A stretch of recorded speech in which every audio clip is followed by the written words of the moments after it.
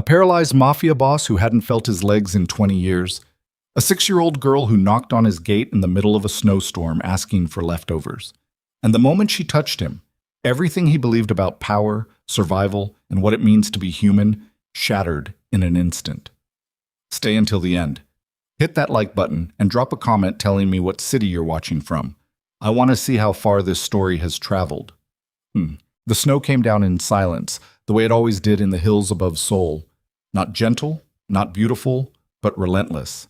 It packed itself against the iron fence posts and buried the security cameras under a half-inch of white until the lenses looked like blind eyes staring at nothing. The guards inside the booth at the main gate had the heater cranked so high that the windows were fogged solid. They weren't watching the monitors. They were watching each other play cards. Nobody expected anyone to come up that road on a night like this. The estate sat at the top of a private lane carved into the eastern slope of Bugak-san, a hill that most of Seoul didn't know existed because the city had quietly erased it from publicly available maps 6 years ago. That erasure cost the Black Dragon Syndicate approximately 400 million won in bribes distributed across 3 separate municipal offices. It was worth every coin. The chairman didn't want to be found. He had not wanted to be found in a very long time. Inside the main residence, which was built from reinforced concrete and black volcanic stone and covered with enough security glass to stop a 50 caliber round, Kang Tae-jin sat at the head of a dining table long enough to seat 18 people. Tonight, as most nights, he sat alone. The kitchen staff had prepared grilled black cod with miso glaze, hand-pulled noodles in a short rib broth that had been simmering since the previous afternoon, a pickled vegetable tower that the head chef had apparently spent 40 minutes arranging, and a dessert involving yuzu cream and crystallized ginger that smelled like something out of a hotel in Tokyo. 3 different wines had been uncorked. 2 remained untouched. Tae-jin had eaten perhaps 6 bites of the fish before he pushed the plate away and reached for his cigarettes. He was 45 years old, and he looked it in the way that men who have lived entirely through their will and very little through their body tend to look it. Hard around the jaw, hollowed somewhere behind the eyes, the skin of his hands marked by a faint web of old scars that had been there so long they'd stopped registering as damage and simply become part of the landscape. His hair was still black, still cut short, still refusing to give up a single strand to gray despite everything he had put his body through over the past 2 decades. His body was otherwise ruined. From the waist down, Kang Tae-jin was a man living inside a coffin he hadn't died in yet. The wheelchair sat beside him like a second self. Matte black, titanium frame, custom-fitted by a German orthotics company that charged more for a single chair than most Korean families earned in 3 years. Tae-jin had owned 11 of them since the shooting. He had destroyed 4. One he'd thrown off the 3rd floor of a hospital building in Busan after the 3rd surgeon in a row told him the damage was permanent. The nurse below had narrowly avoided becoming a murder victim. The surgeon had not been wrong. He lit the cigarette, let the smoke settle in his throat. Through the dining room's floor-to-ceiling window, he could see the garden beneath its white blanket, and beyond the garden, the outer wall, and beyond the outer wall, nothing. Just darkness and the faint orange glow of the city spread out below him like something spilled and never cleaned up. Seoul. 8 million people who didn't know his name. Or rather, 8 million people who knew exactly what his name meant and had decided, collectively and wisely, to pretend they didn't. The Black Dragon Syndicate had existed for 31 years. Tae-jin had not founded it.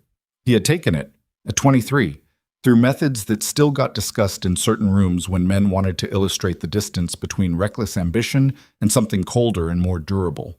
The founder, a man named Park Chul-ho, had been found in the Han River with his shoes still on. That detail, the shoes, had become something of a legend. People who didn't know Tae-jin personally always got the story slightly wrong. They thought the shoes were symbolic. They weren't. It had simply been winter, and Tae-jin had not wanted to carry them home. He was 23 years old when he did that. He was 25 when he extended the syndicate's operations into Japan. 27 when he opened distribution channels through Vladivostok. 30 when a coalition of Taiwanese and mainland Chinese organizations tried to absorb his operation, and he responded by dismantling their Seoul infrastructure entirely over the course of a single, very efficient weekend. By 32, he controlled pharmaceutical distribution, port freight, private security licensing, and 4 legitimate construction companies that won government contracts with the kind of consistency that suggested the bidding process was something of a formality. None of that had stopped the bullet. It came on a Tuesday evening in March, 20 years ago, outside a restaurant in Gangnam. 2 gunmen, motorcycle, modified pistols firing in sequence. The first shot missed. The second took him in the shoulder. The third, the one that did the real work, entered through his lower back as he was turning and fractured 2 vertebrae before lodging against the third.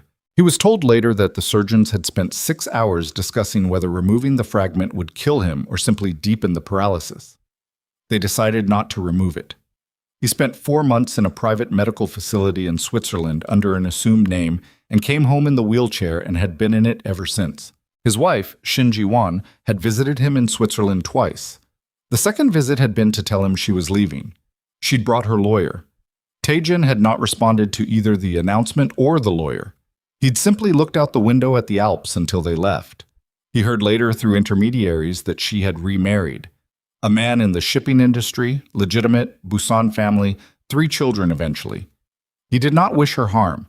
He did not wish her anything. She had made a reasonable decision, and he respected reasonable decisions. That was 20 years ago. Since then, he had survived 2 more assassination attempts, a governmental investigation that lasted 14 months before quietly collapsing, the deaths of 4 of his longest-serving lieutenants, and the gradual defection of 3 organizations that had once paid tribute to the syndicate and had calculated, apparently, that a man in a wheelchair was an acceptable risk to bet against. 2 of those organizations no longer existed. The third had recalculated. None of it had required him to stand up. He took another drag of the cigarette.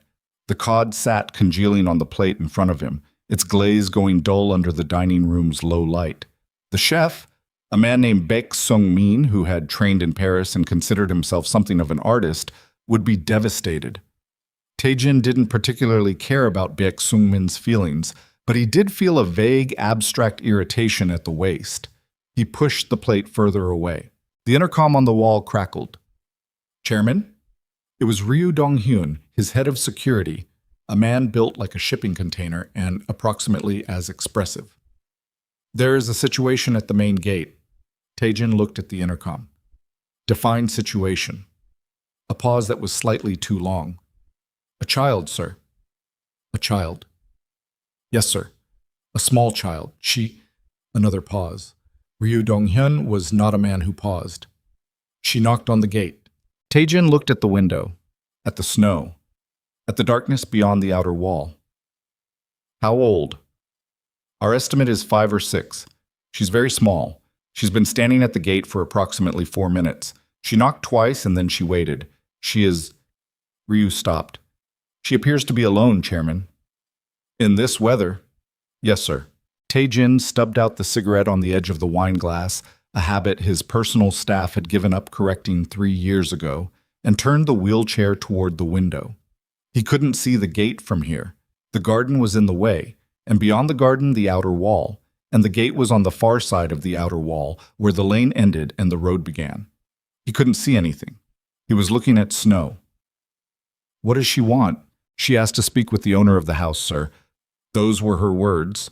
Owner of the house. She said she had a— He could hear Ryu choosing words with the kind of care a man uses when he suspects the words will not land well. "A proposal." Taejin stared at the window for a long moment. "Show me." The security feed came up on the tablet his aide kept on the side table by his chair, the full exterior grid, 16 cameras, most of them showing nothing but snow and darkness and the empty lane. Gate camera 7 showed the main entrance. He found it and enlarged it. The girl was small. Smaller than the word small could really account for. She was standing directly in front of the gate, not holding on to it, not pressing her face against the bars the way children in films do. Just standing, upright, shoulders back. She was wearing a pink coat that had seen better days, the kind of coat that had been washed so many times the original color had faded to something closer to the memory of pink than the thing itself. Her feet were in sneakers that were not appropriate for this weather. There was snow on her shoulders and on the top of her head, which was covered in tight black coils of hair that the snow was settling into like it had found a home. She appeared to be approximately 6 years old. She was black. Her face, even through the grainy resolution of a gate camera in a snowstorm, was completely calm. She wasn't crying. She wasn't shaking. She was simply standing at the iron gate of the most heavily secured private residence in the northern hills of Seoul at 11:43 on a Tuesday night in January, as if she had an appointment. Taejin looked at her face on the screen for a full 30 seconds. "Let her in," he said. The silence on the other end of the intercom had a texture to it. "Chairman, bring her inside the outer gate. Keep her in the guardhouse. Do not touch her. I want Yoon here in 20 minutes. Dr. Yoon So-hyun, his personal physician. Call her now." "Yes, sir." He put the tablet down and reached for another cigarette, and then stopped, the cigarette between his fingers, and looked at the blank screen of the darkened tablet where the girl's face had been. "A proposal," Ryu had said. He lit the cigarette anyway. By the time they brought her into the guardhouse and activated the interior camera so he could watch the feed on his tablet, Amara Brooks had been given a blanket and a cup of hot water and had accepted both without apparent surprise, as though being received at a criminal estate in the middle of a snowstorm was simply the natural outcome of knocking politely on someone's gate. She sat in the plastic chair inside the heated booth with the blanket around her shoulders and both hands wrapped around the paper cup, and she looked at the guards around her with those dark, level eyes, and she didn't say a word. One of the guards, a younger man, Song Jae-won, who Taejin had always thought was slightly too soft for the work, but kept around because he was excellent with surveillance equipment, crouched down in front of her and asked in Korean where her parents were. The girl looked at him without blinking. "My mom is working," she said, in English. Her English had the flat, slightly tilted quality of someone learning to talk in a second city. Not quite American, not quite anything else yet. "She works at 3 places on Tuesday." "It's very late," Song said, switching to halting English. "And it's snowing." "I know," the girl said. She wasn't argumentative about it. She was just accurate. "Are you cold?" She considered this with what appeared to be genuine seriousness. "My feet are a little cold, but I'm okay." "What's your name?"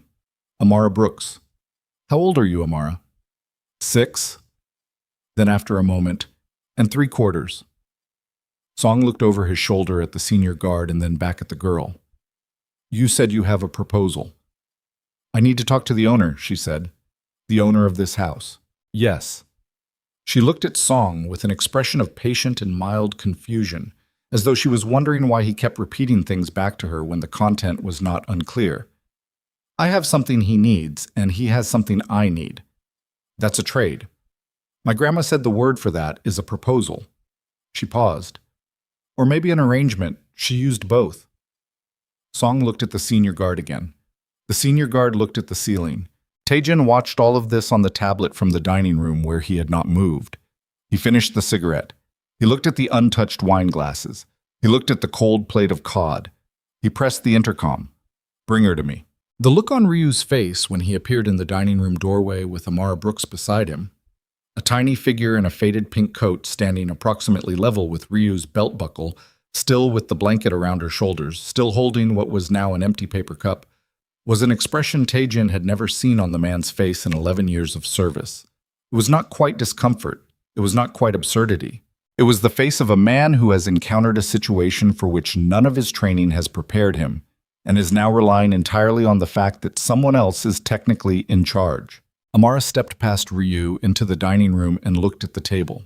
The spread of food, the untouched wine, the cold fish, the sculptural vegetable arrangement, the yuzu dessert, registered in her expression first as confusion and then as something that moved quickly across her face before she put it away.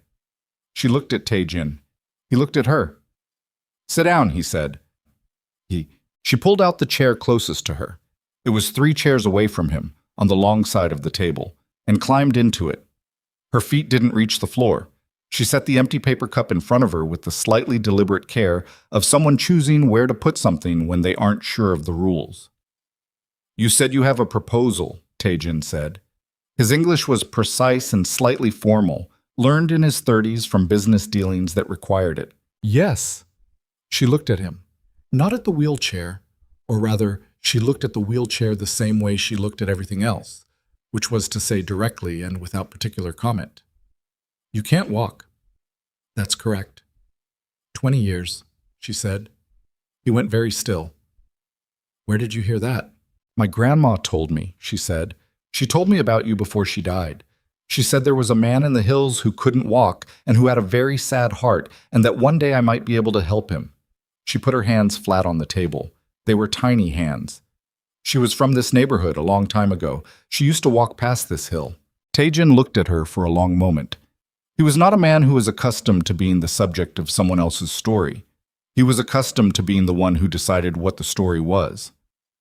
Your grandmother knew about me. She knew about a lot of things, Amara said simply. She said the knowing came to her sometimes. She said I might have it too. She paused. I'm not totally sure about that part, but I thought I should try. Try what? Taejin said.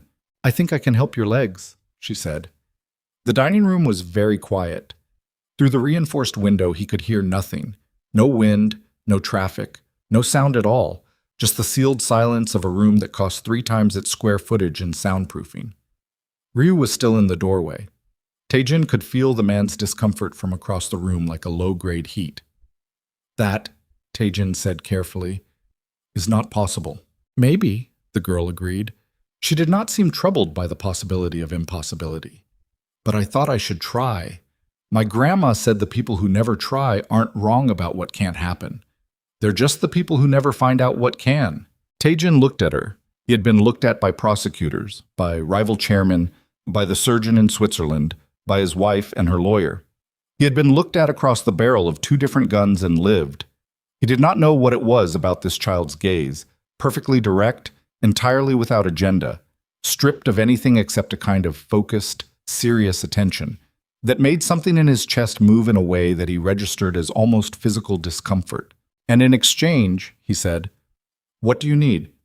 She glanced at the table, at the untouched food, at the cold fish and the noodles and the vegetables and the dessert. When she looked back at him, her expression had not changed, but there was something behind it now that she was trying, with the limited tools of a 6-year-old, to keep from being too visible. I haven't eaten in 2 days, she said. My mom has been working a lot and she forgot to shop, I think. And we don't have very much money right now. She doesn't know I came here. She'd probably be very upset. A pause. I just need enough food to not be hungry. For me and for her, for when she gets home. She doesn't get home until after 2. Taejin looked at the table, at 11 courses of food prepared by a chef who considered himself an artist, at the untouched wine, at the cold fish. He looked back at the girl. And in exchange for this food, he said slowly, you believe you can help me walk. I think so, she said. Yes. That sounds like a very bad trade for you. She tilted her head slightly, considering this. My grandma said a trade is only bad if the thing you're giving costs you something you can't get back. I don't think helping you will cost me anything. She looked at him with those direct, unreadable eyes. But the food would mean a lot.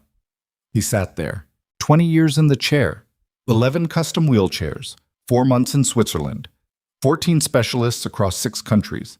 He had spent, at last honest count, something close to 800 million won on treatments, experimental procedures, spinal cord research donations that were partly charitable and partly the act of a man who wanted someone, somewhere, to solve a problem so that when the solution arrived, he would be first in line. He had done 3 months of aquatherapy in Jeju and 4 months of electrical stimulation treatment in Tokyo and had microdosing trials in a clinic outside Zurich that operated in a space the Swiss government had quietly agreed not to examine too closely. He had felt nothing. In 20 years below the waist, he had felt precisely nothing. Ryu, he said, Chairman, tell the kitchen to prepare fresh food, everything, hot, for 2. He paused. And a bag she can take with her. Ryu looked at him.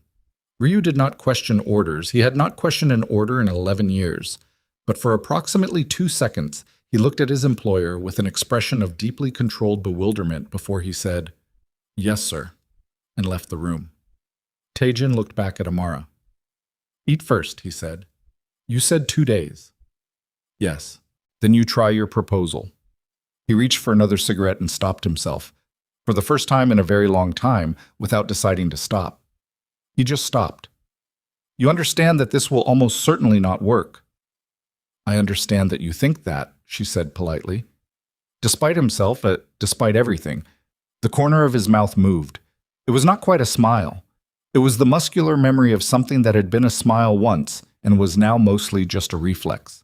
The kitchen staff, when the order came through, produced a fresh dinner in under 20 minutes, with the controlled panic of people who understood that their employer's moods were not something to interpret, and that if the chairman wanted dinner remade at midnight, they would remake dinner at midnight without discussion.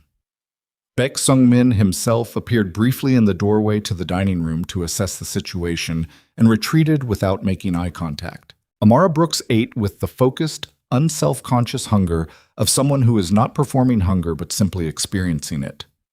She ate the noodle broth first, both hands on the bowl, and then the fish, and then the vegetables, and then most of the dessert. She ate without speaking. Taejin sat across the table from her and smoked one cigarette and watched. And what he watched was not the eating itself, but the quality of her attention, the way she was fully present in the act, the way nothing distracted her from it, the way she did not look around the room calculating its contents or assessing the man sitting across from her. She was simply eating. When she was finished, she placed her chopsticks carefully at the edge of the plate and looked up at him. "Thank you," she said. "You're welcome," he said. Words that came from some earlier version of himself, from before the chair, from the years when courtesy had occasionally been useful as currency. "Are you ready?" "Yes?" She got down from the chair, walked around the table toward him. Her sneakers, still damp from the snow, he noticed, left faint wet prints on the stone floor. She stopped in front of the wheelchair, looked at his legs. "Can I?" She extended both hands slightly, palms up. The question was clear. He looked at her hands.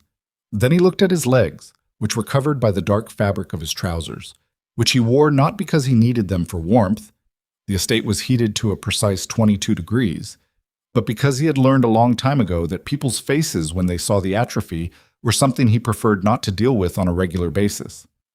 "Go ahead," he said. She placed both hands on his knees, lightly. The weight of her hands was almost nothing, a pressure he registered more as warmth than as weight, the ambient heat of a small body conducting itself through his trousers. He felt nothing. Of course he felt nothing. He hadn't felt anything below his waist in 20 years, and the hands of a 6-year-old on his kneecaps were not going to change that. And the fact that he had let this happen, had let a child into his estate, fed her, sat across from her, allowed this, was a sign of something he would need to consider when he was alone. Some breach in the perimeter of his thinking that he had not previously known was there. He was in the middle of formulating this thought when it happened. It started at his left knee. Not pain. Pain he knew. Pain he had made his peace with in its various forms. This was different. It was heat, moving inward from the surface of his skin, not the external warmth of her hands, but something that came from beneath, from muscle, from bone, from the geography of a body he had spent 20 years ceasing to be interested in. The heat moved upward along the inside of his thigh and downward along his shin simultaneously, and when it reached his foot he felt, for the first time in 20 years, the floor, not through his shoe, not as a vibration he was aware of through his seat. He felt the floor. He felt the specific temperature of stone under the thin rubber sole of his shoe. He felt the faint, uneven texture of the grout line between tiles. He felt his own foot pressing down against a surface that was solid and real and present. He gripped the armrests of the wheelchair. Amara was still looking at his legs. Her expression had not changed. She looked precisely the way she'd looked when she was eating, present, focused, unsurprised by what was in front of her. "I can feel that," Taejin said. His voice was very quiet. She looked up at him. "I know," she said. "That—" He stopped. He could feel his left leg. Not completely, not the full, unqualified sensation of a body working as it was supposed to, but something, pressure, temperature, the faint electrical whisper of nerves that he had been told were permanently silent, conducting something through the dark. He reached down and pressed his own hand against his left thigh. He felt his hand. He sat for a long time without speaking, pressing his palm against his own leg, which was something he had not done in 2 decades because there had been nothing to press against that responded to pressing. And something was happening in his chest that was not cardiac. He was certain enough of that to table the concern, but that made breathing slightly difficult in a way he could not account for by any physiological mechanism he understood. Amara took her hands off his knees. The sensation dimmed but did not disappear, like a radio turned down but not off. "It'll be stronger tomorrow," she said. "My grandma said that's how it works. The first time just opens the door." He looked at her. He was aware that his face was doing something he could not fully control, which was not a condition he had experienced in any context he could remember for the past 15 years. He forced it still. "You should go home," he said. "Your mother—" "She doesn't know I left," Amara said. She picked up the bag that had been packed by the kitchen. It sat by the door, 2 full paper bags of food that the staff had prepared without comment or visible reaction because their survival instincts were well developed. "I'll be back tomorrow," she said. "Same time, okay? You just need to feel it every day for a while. My grandma said it takes about a week before it really holds." "Your grandmother said a great deal." "She was very smart," Amara said seriously. She went to the door and stopped, turned back to look at him. In the light of the dining room, she looked impossibly small against the stone and dark wood and silence of the space around her. She looked like something that had wandered in from a different story. "Are you going to be okay tonight?" He stared at her. "I've managed 20 years. "I know," she said. "That's kind of why I asked." Then she was gone, Ryu appearing from nowhere to escort her to the gate, and the sound of the outer door closing, and the snow outside, and the city below. And Tae-jin sitting alone in the dining room with both hands on his own legs, pressing down, feeling the specific and undeniable warmth of his own blood moving through flesh that had been dead to him since he was 25 years old. He sat there for a very long time. He did not sleep that night, not at all. Not the fractured pharmaceutical-assisted few hours he usually managed, not anything. He sat in the dark in the main living room with the lights off and Sol spread out below him and his hands on his knees, cycling through the sensation every 20 minutes to check if it was still there, if it had been a dream. If the whole evening had been some elaborate psychological event produced by a brain finally deciding to manufacture sensations that the body could no longer deliver. It was still there. Dimmer than it had been when she was touching him, but present. At 3 a.m, he called Dr. Yoon Seo-hyun, who answered because she always answered, because she had been his physician for 9 years, and her relationship with normal sleeping hours was something that had been negotiated away one midnight emergency at a time. "I need you here at 7, he said. A pause. "Are you?" "I'm not hurt," he said. "I need you to run the standard neurological assessment, all of it." Another pause, shorter. Dr. Yoon was excellent at her job, which included knowing when to ask questions and when not to. 7, she said. "I'll bring the portable." He hung up, sat in the dark, pressed his palm against his left knee and felt again the answering warmth. Amara Brooks, 6 3/4, had eaten his food and offered him something that 11 specialists and 800 million won had been unable to provide, and had then collected 2 paper bags of groceries and walked back out into the snow as though the whole transaction had been perfectly ordinary. She had not asked for payment.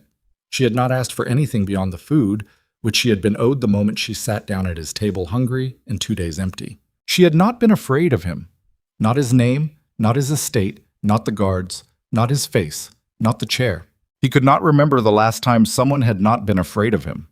At 6:57 in the morning, 13 minutes before Dr. Yoon arrived, Ryu entered the room to deliver the daily security briefing and stopped in the doorway.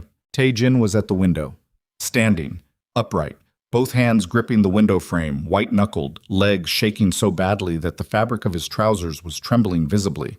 His jaw was set. His face was gray with effort and pain. He had been standing for 4 minutes and 20 seconds, and had been maintaining it through a combination of grip strength and the same quality of will that had built an empire and destroyed 3 organizations and survived 2 bullets and 4 months in Switzerland, and he was not going to sit down. Ryu said nothing. He stood in the doorway. After a moment, he set the briefing folder on the side table and left the room without making a sound. At 7:15, Dr. Yoon Seo-hyun stood in the living room with her portable nerve conduction equipment and looked at the readouts on her tablet, and looked at Kong Tae-jin, and looked at the readouts again with the expression of a woman whose entire professional understanding of the human body was currently being renegotiated in real time. "These numbers are not possible," she said. "And yet," he said, "the L3 and L4 are Tae-jin. These pathways have been clinically dormant for 20 years. I have the original Swiss reports. I have every scan we've done for the past 9 years. These pathways were not conducting. She looked at the tablet. They are conducting. He was sitting in his wheelchair now. He had sat back down when Yoon arrived, partly because the standing had taken everything he had, and partly because he did not want her professional composure further disrupted. She needed to be clear. I know, he said. What happened? He looked at the window, at the gray morning light on the garden below. There was still snow on the grass, but the path to the gate had been cleared. His staff had salted it at first light, as they always did, and he could see, if he looked carefully, the small wet footprints that the morning's salting had not quite managed to erase before it refroze. Small, child-sized, leading to the gate. I had a visitor last night, he said. Whatever was coming next, neither of them knew yet that by that same evening, by the time the sun went down on Seoul and the city's news cycle completed its first rotation, the footprints would be irrelevant because the street below the estate would be impassable. That the story would have moved faster than either of them could track. That Amara Brooks' name, which Tae-jin had not yet released to anyone, which existed only inside the security logs of the estate, would somehow be everywhere. That the crowds would come before the girl did, and the rival organizations would come with them, and that the brief and fragile window of whatever this was, whatever had happened between an old criminal and a hungry child in a dining room at midnight, was already closing faster than either of them knew how to stop. He could feel his legs. That was all he had for now. The rest was coming, and it was coming in force, and neither of them were ready for it. The news broke at 9:47 in the morning, and by 10:15 the first satellite van had parked at the bottom of the private lane. Tae-jin knew because Ryu told him, and Ryu told him in the flat, precise way he delivered all information that he considered structurally threatening. Standing in the doorway, both hands at his sides, zero inflection, the words arranged in the order they needed to be in, and not one word beyond that. One van, KBS affiliate, camera crew of 3. They had not attempted to enter the lane. They were simply there. How? Tae-jin said. We don't know yet. Someone on the staff. Possibly. Or the girl was seen arriving last night. The gate camera angle there's a sight line from the public road if you know where to look. Ryu paused. We're reviewing the logs. Tae-jin was at his desk in the study, the room he actually worked from, as opposed to the formal office which existed for meetings with people he needed to impress with the idea of formality. The study was smaller, darker, stacked with folders and encrypted hard drives and 2 laptops running simultaneously, and it smelled like cigarettes and the specific dust of a room where a man has spent too many hours alone making decisions that affected people who would never know his name. Dr. Yoon was still in the house. She was in the medical room down the hall, reviewing her scans for the 3rd time, and every 30 minutes or so she appeared in the study doorway to say something like, "The L4 response is holding," or "I've never seen baseline recovery this fast," or simply to stand there looking at the readouts on her tablet with the expression of someone who has spent 20 years building a professional architecture of certainty and is now watching large sections of it slide into the ocean. One van, Tae-jin said. Call Minister Bae. Tell him the lane is private property and any media presence within 200 meters is a trespass issue. Yes, sir. Ryu didn't move, which meant there was more. What? The KBS crew is not the concern, Ryu said. He reached into the folder under his arm and produced a single photograph. Printed, not digital, which meant it had come through their secure courier network rather than any channel that could be remotely accessed. He set it on the desk. This came in from our Mapo contact 40 minutes ago. It was taken at 5 this morning. Tae-jin looked at this photograph. It was grainy, shot on a long lens in poor light, but the subject was identifiable. A black SUV parked in the alley behind the convenience store on Bugak-san-gil, 2 blocks from the estate's service entrance. The plates were blurred, but the vehicle profile was recognizable to anyone who had spent years cataloging the operational preferences of Seoul's organized families. It was a Hwang vehicle, Hwang Sung-do's People, the Tiger Claw organization which operated out of Mapo and Yeongdongpo and had spent the last 4 years positioning itself as the primary challenger to Black Dragon's port freight contracts. One car, Tae-jin said. That we photographed. He looked at Ryu. How many do you think? Reconnaissance in a situation like this, Ryu chose his words. They'd want at minimum 3 points of observation. One at the service entrance, one on the main road approach, one static, probably elevated, watching the front of the estate. He paused. Huang moves carefully. He wouldn't send just surveillance if he was serious. He'd want eyes on the target first.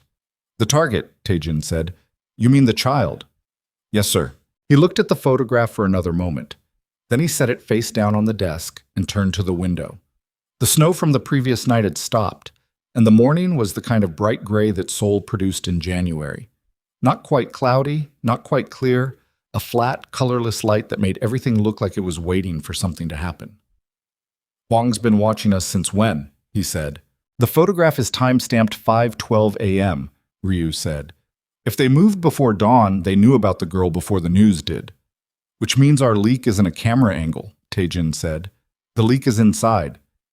The silence in the room had a different quality after that. Ryu stood very still. He was not the kind of man who became visibly uncomfortable. His face was structured by long practice and some fundamental characteristic of his personality to remain neutral across a remarkably wide range of provocations. But there was something in the set of his shoulders right now that Taejin recognized as the physical register of a man calculating his own exposure. I want the staff list from last night, Taejin said.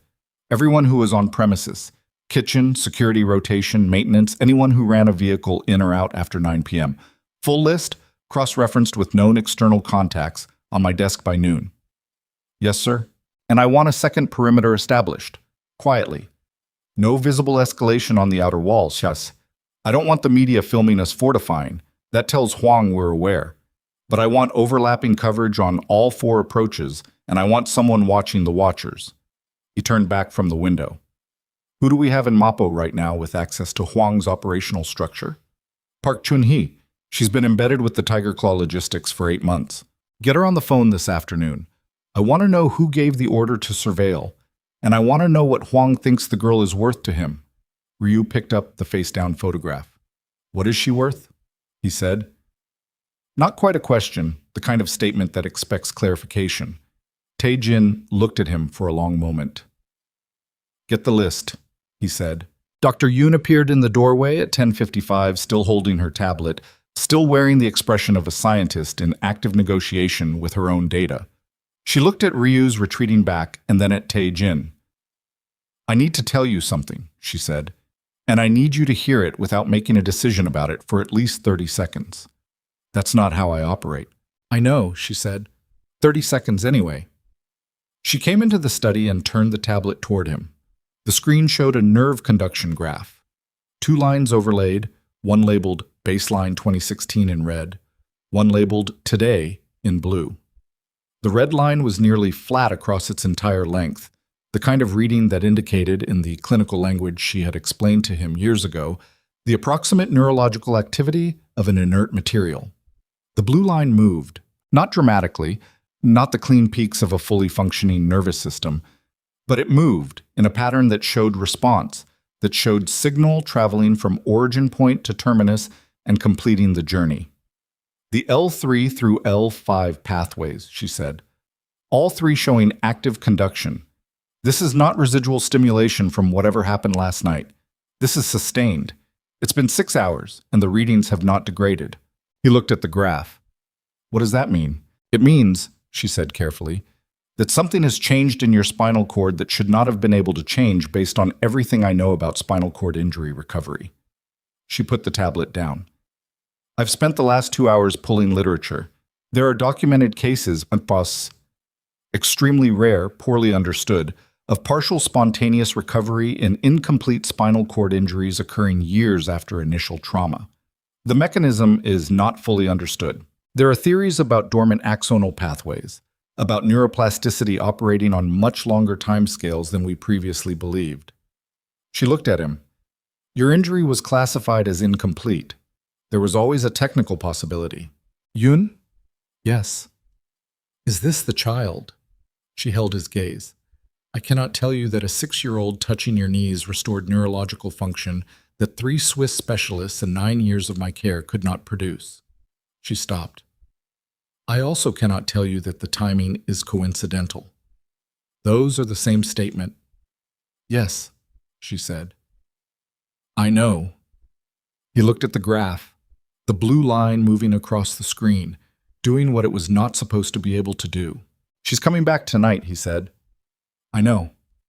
Yoon picked up her tablet. I want to be here when she does. I want to run a baseline on her before she touches you again, with your permission. She's 6. I'm aware. Non-invasive only. Observation. I want to see what her own readings look like.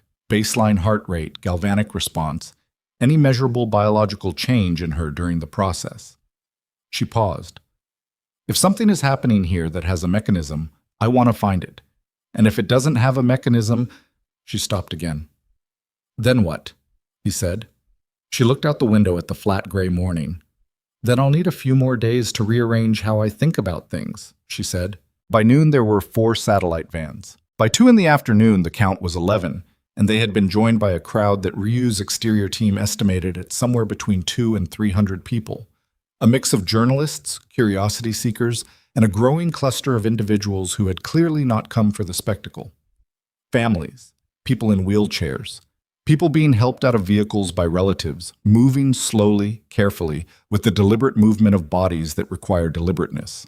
A woman on crutches who stood at the edge of the crowd with both hands wrapped around the metal grips, and her eyes fixed on the estate gates with an expression that Tae-jin's exterior camera captured clearly enough that he could read it from across the distance. He looked at that face on the monitor for a long time. He didn't know how the story had reached them so quickly. The leak, whoever it was, had apparently not simply tipped off a news affiliate. They had given someone enough detail for the story to travel, which meant the leak was not casual. It was not an employee who mentioned something to a neighbor. Someone had deliberately released the information, in enough detail, to enough channels, to ensure that by mid-afternoon the crowd outside the estate numbered in the hundreds and was growing. Ryu came back with the staff list at 12:40. Tae-jin went through it name by name, cross-referencing what he knew, which was a great deal, against what he could establish through the secure network, which was more. By 2 o'clock, he had 3 names that merited further scrutiny. By 3 o'clock, he had 1. Kim Yong-soo. Kitchen staff, 4 years with the estate, no prior incident flags. His external contact log showed a call made at 7:42 that morning, 14 minutes after the kitchen finished preparing the to-go bags for Amara, to a number that traced back to a prepaid device, location pinged at the time of the call to a block in Mapo district, Hwang's territory. Tae-jin sat with that for a moment. Then he called Ryu. Kim Yong-soo, he said, quietly, today. Yes, sir. I want to know what he was paid and by whom, and what exactly he said. He paused. He does not leave the estate until I speak with him personally. Understood. It was at 3:27, while Tae-jin was reviewing the morning syndicate operational reports with the focused, mechanical attention he applied to them every day, regardless of what else was happening. The discipline of routine being one of the things he credited privately with keeping him sane through the years in the chair, that the exterior alarm on approach Sector 2 went active, not the full perimeter breach alarm. The sensor that indicated movement in the dead zone between the outer wall and the secondary fence line, the strip of ground that wasn't technically inside the estate, but wasn't public either, a gray area buffer that his security architect had described as an anti-charmant zone, and which was, in theory, covered by pressure plates and motion sensors, and was definitely not somewhere a person could access from the public road without Ryu's team intercepting them. Ryu's voice on the intercom was even, which was how Tae-jin knew it was serious. We have 2 individuals in Sector 2, moving toward the eastern utility gate. They've bypassed the road sensor, came over the ridge. Identification. Working on it. The thermal images show both armed. Professional movement. These aren't civilians. A 3-second pause. Chairman, they're not Hwang's people. The tactical profile is different. Who? I need another 2 minutes. He didn't have 2 minutes. The exterior team was already repositioning. He could see them on the monitors, moving in the practiced, economical way that Ryu trained them to move, converging on Sector 2 without running, without visible alarm, the choreography of professionals who understood that panic was a resource expenditure. The 2 figures in the thermal overlay were moving fast, low, along the eastern wall, and one of them had something in their right hand that the thermal couldn't identify, but the shape of which was not ambiguous. Then his phone rang. Not the estate line, not the encrypted syndicate channel. His personal number, so the one that existed on fewer than 8 pieces of paper in the world. He looked at the screen. The number was one he recognized. He picked up. "Lee Sang-wook," he said. The voice on the other end was smooth, unhurried, with the particular texture of a man who had spent 30 years ensuring that nothing in his voice ever gave anything away. Lee Sang-wook, 61 years old, chairman of the Eastern Compass Alliance, the oldest and largest criminal organization operating in the Korean Peninsula, with operations extending into 5 countries and a political reach that made the Black Dragon Syndicate look like a neighborhood concern. Lee was not Tae-jin's enemy. He was not Tae-jin's ally. He was the kind of figure who existed in a category that precluded both, someone so far above the ordinary architecture of rivalries and alliances that engaging with him required recalibrating every assumption. "Tae-jin," Lee said, "I hear you have something unusual on your hands. Word travels. At my age, word is the primary currency." A pause. Not hesitation, but the deliberate rhythm of a man who speaks only when he has arranged his thoughts to his satisfaction. "I want to be direct with you. Not because I owe you directness, but because I find it more efficient. I appreciate efficiency." "The child," Lee said. "I want to meet her." Tae-jin looked at the monitors. The 2 figures in Sector 2 had stopped moving. Ryu's team had intercepted them. He could see the thermal cluster, 4 of his people now around the 2 intruders, and the body language even at thermal resolution was communicative. The intruders were not resisting. They were standing with their arms out, which was either surrender or an instruction. "Those are your people," Tae-jin said, "on my eastern wall." A slight pause. "They were asked to deliver a letter," Lee said. "I apologize for the approach. Your public access is somewhat complicated at the moment." "A letter. Expressing my interest in a meeting. I prefer correspondence for initial proposals. It leaves a record that both parties can reference." Another pause. "I've been told the girl heals people, Tae-jin. I've been told she touched you and you stood up. You understand what that represents." "She's a child," Tae-jin said. "She is," Lee agreed pleasantly. "And a child in your custody is a child under your protection, which means she is also, effectively, an asset whose value accrues to you. I'm offering to discuss terms before that value becomes competitive." The word landed the way Lee intended it to. Competitive, the kind of word that described a situation before it became something that required more specific vocabulary. "I'll consider the letter," Tae-jin said. "Of course." Lee's voice was warm, which was the most dangerous thing it could be. "And Tae-jin, the Hwang vehicles on your perimeter. You've seen them. I want you to know that's not coordinated with us. Hwang moves without consulting his betters. It's a characteristic flaw." A brief pause. "We wouldn't be so visible." The line went dead. Tae-jin set the phone on the desk. He looked at the monitors. Ryu's team was escorting the 2 Eastern Compass operatives back toward the ridge, which they would cross and then be gone, and somewhere in Seoul, Lee Sang-wook was sitting in a room that no one could locate with certainty and making calculations with the unhurried precision of a man who had never once in his life needed to rush. At 4:15, the crowd outside had reached the threshold where it was no longer a crowd and had become something with its own internal pressure. Ryu's exterior team reported shoving at the edges. Someone had set up a speaker and was talking into it, amplified, the words unclear on the monitor audio, but the emotional register unmistakable. The particular rising cadence of someone addressing a group that is ready to stop waiting. At 4:49, a family near the front of the crowd, a man pushing a wheelchair with a teenage boy in it, the boy's head angled in the specific way that indicated neurological rather than orthopedic injury, rushed the gate. Not violent, not organized, just the spontaneous movement of a person who had run out of patience. 2 of Ryu's exterior guards stepped forward. The man stopped. Then 2 other people at the front of the crowd moved, and then 4 more. And then the edge of the crowd compressed forward in that stomach-dropping way that crowds do when they cross the threshold from assembly to pressure. And Ryu's exterior guards were outnumbered before anyone had made a decision about it. Ryu's voice came over the intercom flat and fast. "Chairman, I need a directive." Tae-jin was already at the window. "Hold the gate," he said. "No physical contact with civilians. If it escalates..." He stopped. Below the snow-cleared garden, beyond the outer wall, he could hear it now. Not individual voices, but the collective sound of several hundred people operating above their tolerance threshold, a low resonant pressure that the soundproofing was struggling to fully contain. "Nobody gets hurt," he said. "Nobody. You understand me?" "Yes, sir." He looked at the clock on the study wall. 4:51. Amara had said same time, which meant she was coming at approximately midnight, 7 hours from now. She had no idea what was waiting outside the gate. She was 6 years old. She had walked up this hill last night alone in a snowstorm with damp sneakers and a practical idea, and in the morning hours since she left, everything had moved so fast and in so many directions that Taejin was looking at a situation that had no clean edge to it, no leverage point he could identify that would resolve cleanly. He could not let her come back tonight. That was the one clear thought.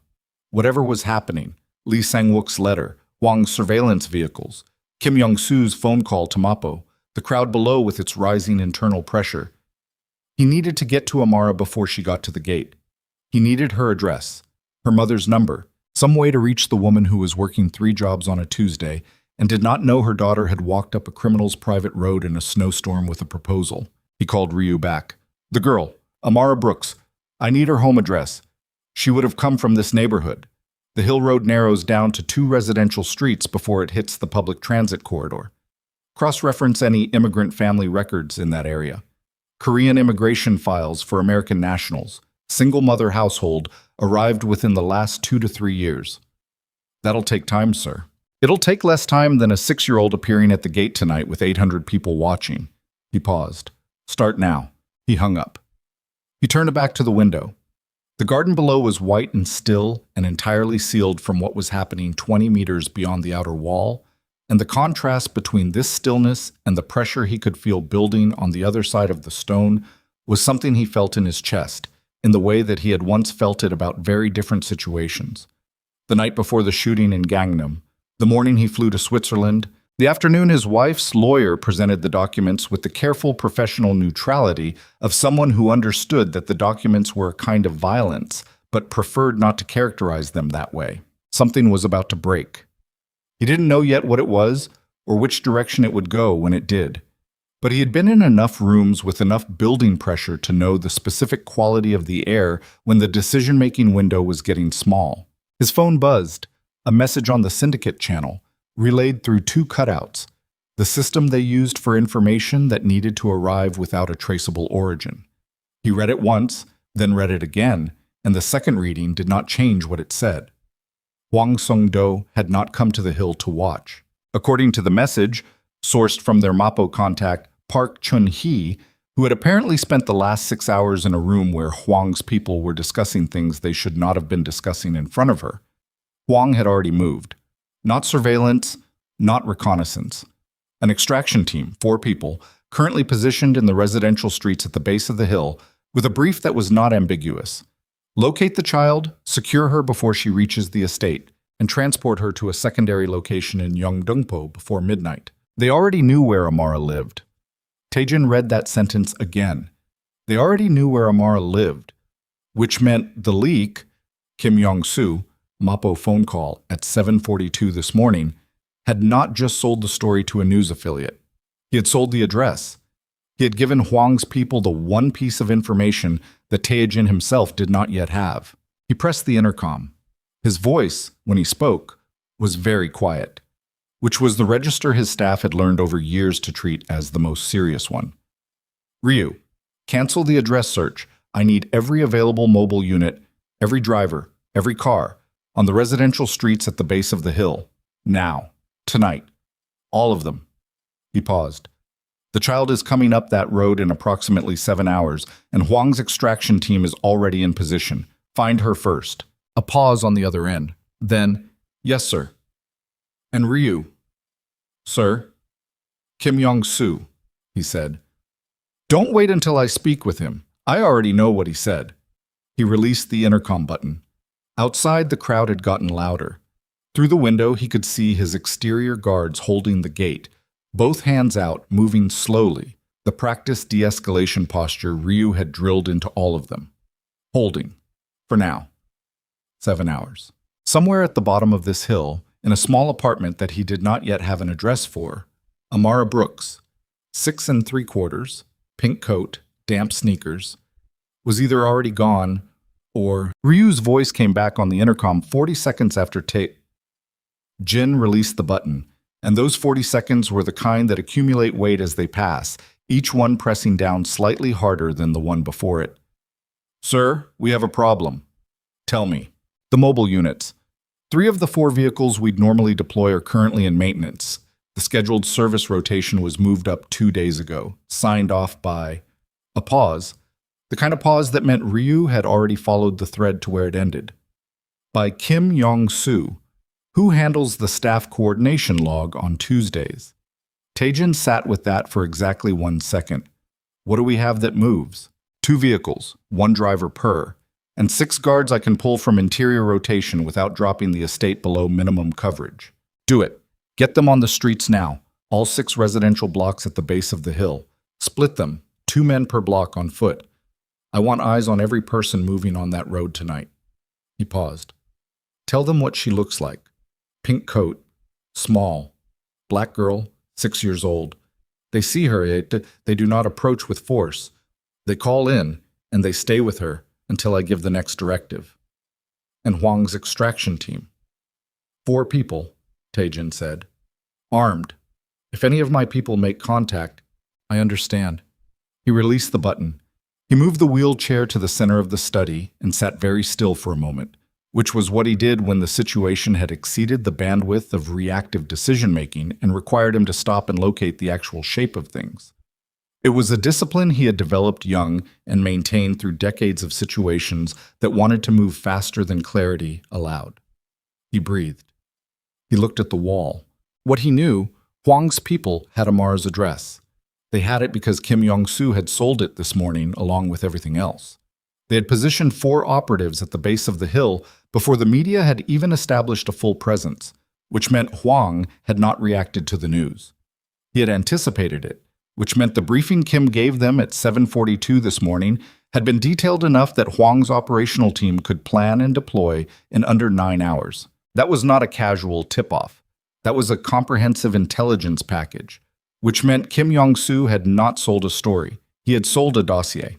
What he didn't know, whether Amara was still at home, whether her mother was home yet, whether a 6-year-old who had walked up a criminal's private road alone at midnight once would exercise any more caution the second time than she had the first. He already knew the answer to the last one. She wouldn't. She had said same time with the flat certainty of someone who made commitments and honored them without ongoing deliberation. She would come up the road at midnight with her pink coat and her damp sneakers, and she would knock on the gate, and everything Huang had positioned down there would be waiting. He called Ryu again. "Kim Yong-soo, where is he right now?" "Kitchen quarters. We told him there was a staffing issue with the overnight prep, kept him on premises." "Bring him to the study." The wait was 6 minutes. Taejin used them to pull up the exterior camera grid and watch the crowd, which by now, 5:20 in the evening, the sky above Seoul going the dark gray of early winter nightfall, had reached a density that his exterior team was no longer able to manage through presence alone. The gate was holding. The guards were holding. But the front edge of the crowd was close enough to the iron bars that he could see faces on the camera, individual faces, and what he saw in them was not the abstract mass emotion of a mob. It was specific. It was the face of the woman on crutches. It was the face of the man who had rushed the gate earlier with the teenager in the wheelchair, who was now standing at the front of the crowd with both hands wrapped around the bars, not pulling on them, just holding on, as though the contact was itself something. He looked away from the screen. Kim Yong-soo was 33 years old, medium height, the kind of unremarkable physical presence that made him well-suited to kitchen work and poorly suited to situations that required him to hold himself together under direct pressure. He came into the study with Ryu 2 steps behind him, and he looked at Taejin, and the color left his face in the gradual, thorough way that it leaves the face of someone who has been hoping all day that the thing they did this morning would not find them before nightfall. It had found him. Taejin looked at him for a long time without speaking.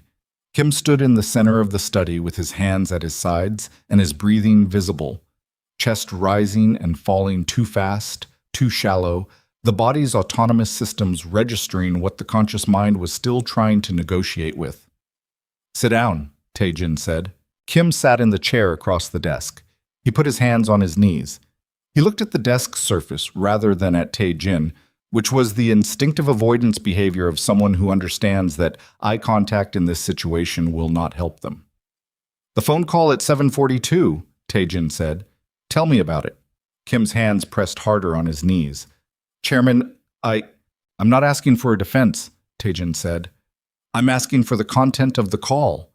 "What did you say? Who did you say it to? What did they pay you?" He paused. In that order, Kim looked at him then. The look of a man deciding in real time whether the thing he is most afraid of is the truth or the continued withholding of it. The calculation resolved in approximately 4 seconds. "I told them about the girl," he said. "I told them she came last night. I gave them the address. I got it from the delivery manifest. When we packed the food bags, the night staff logged the address for the outer gate register." "The address," Tae-jin said. "You gave them her home address?" "Yes." The word barely had sound to it. "What else?" I told them what she said, what she claimed she could do. I told them about Dr. Yoon's assessment." He stopped.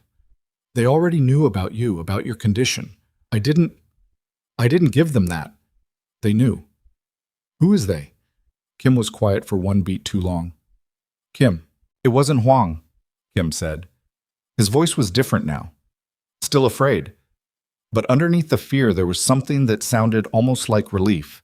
The terrible relief of a man who has been carrying a specific weight for a specific amount of time and has reached the point where putting it down is preferable to any of the consequences.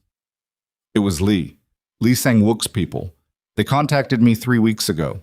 They said they just wanted to know if anything unusual happened at the estate, anything that seemed important.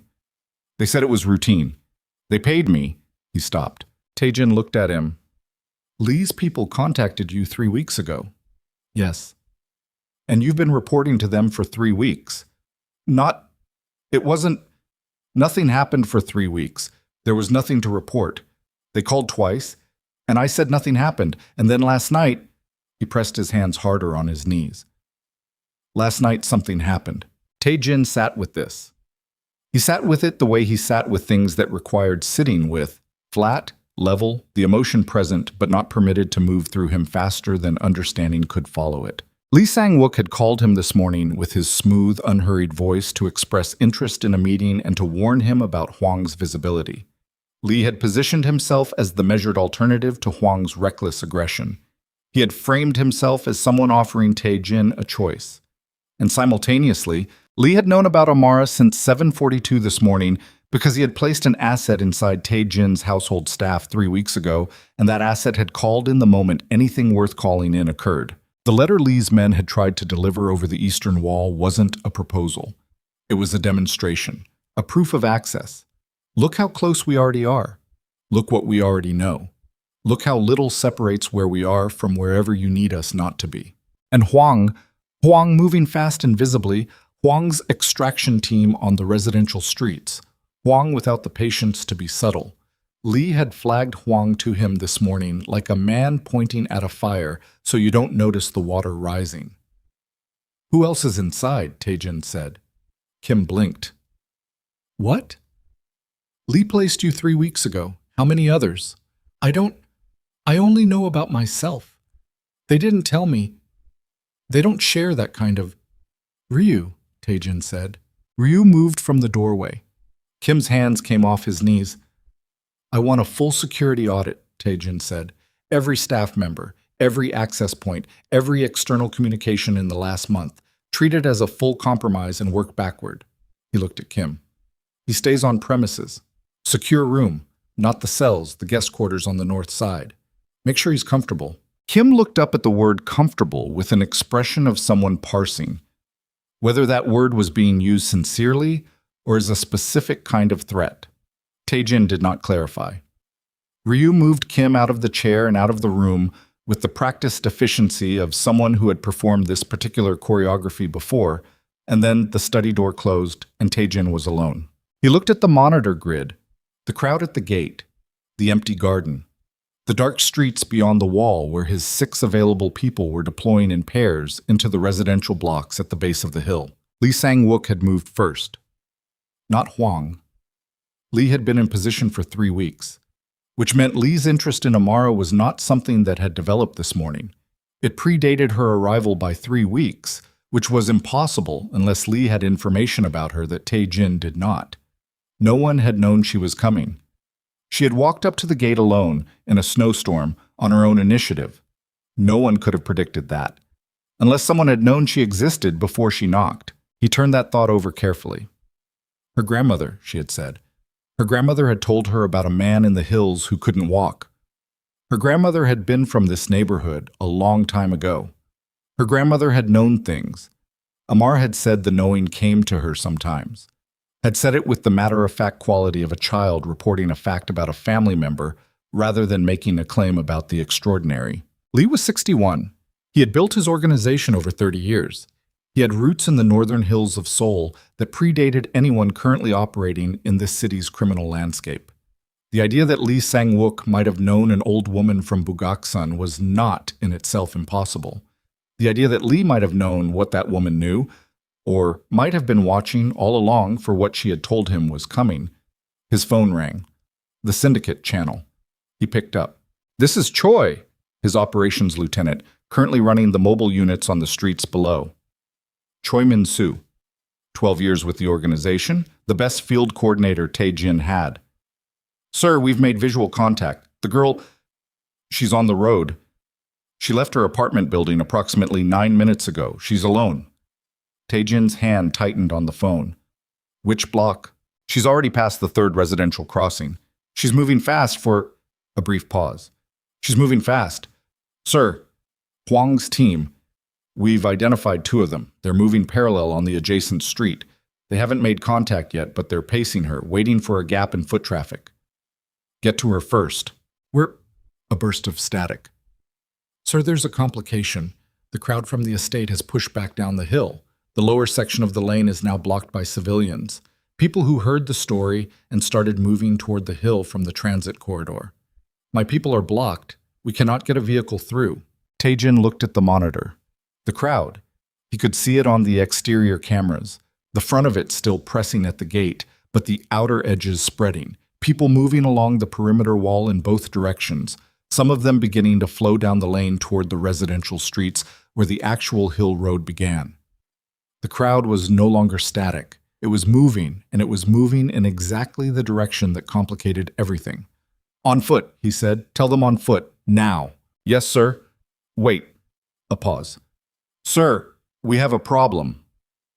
The tone of that particular phrase, the specific quality of Choi's voice around those 4 words, the flatness of it, was something Tae-jin recognized from 15 years of operations.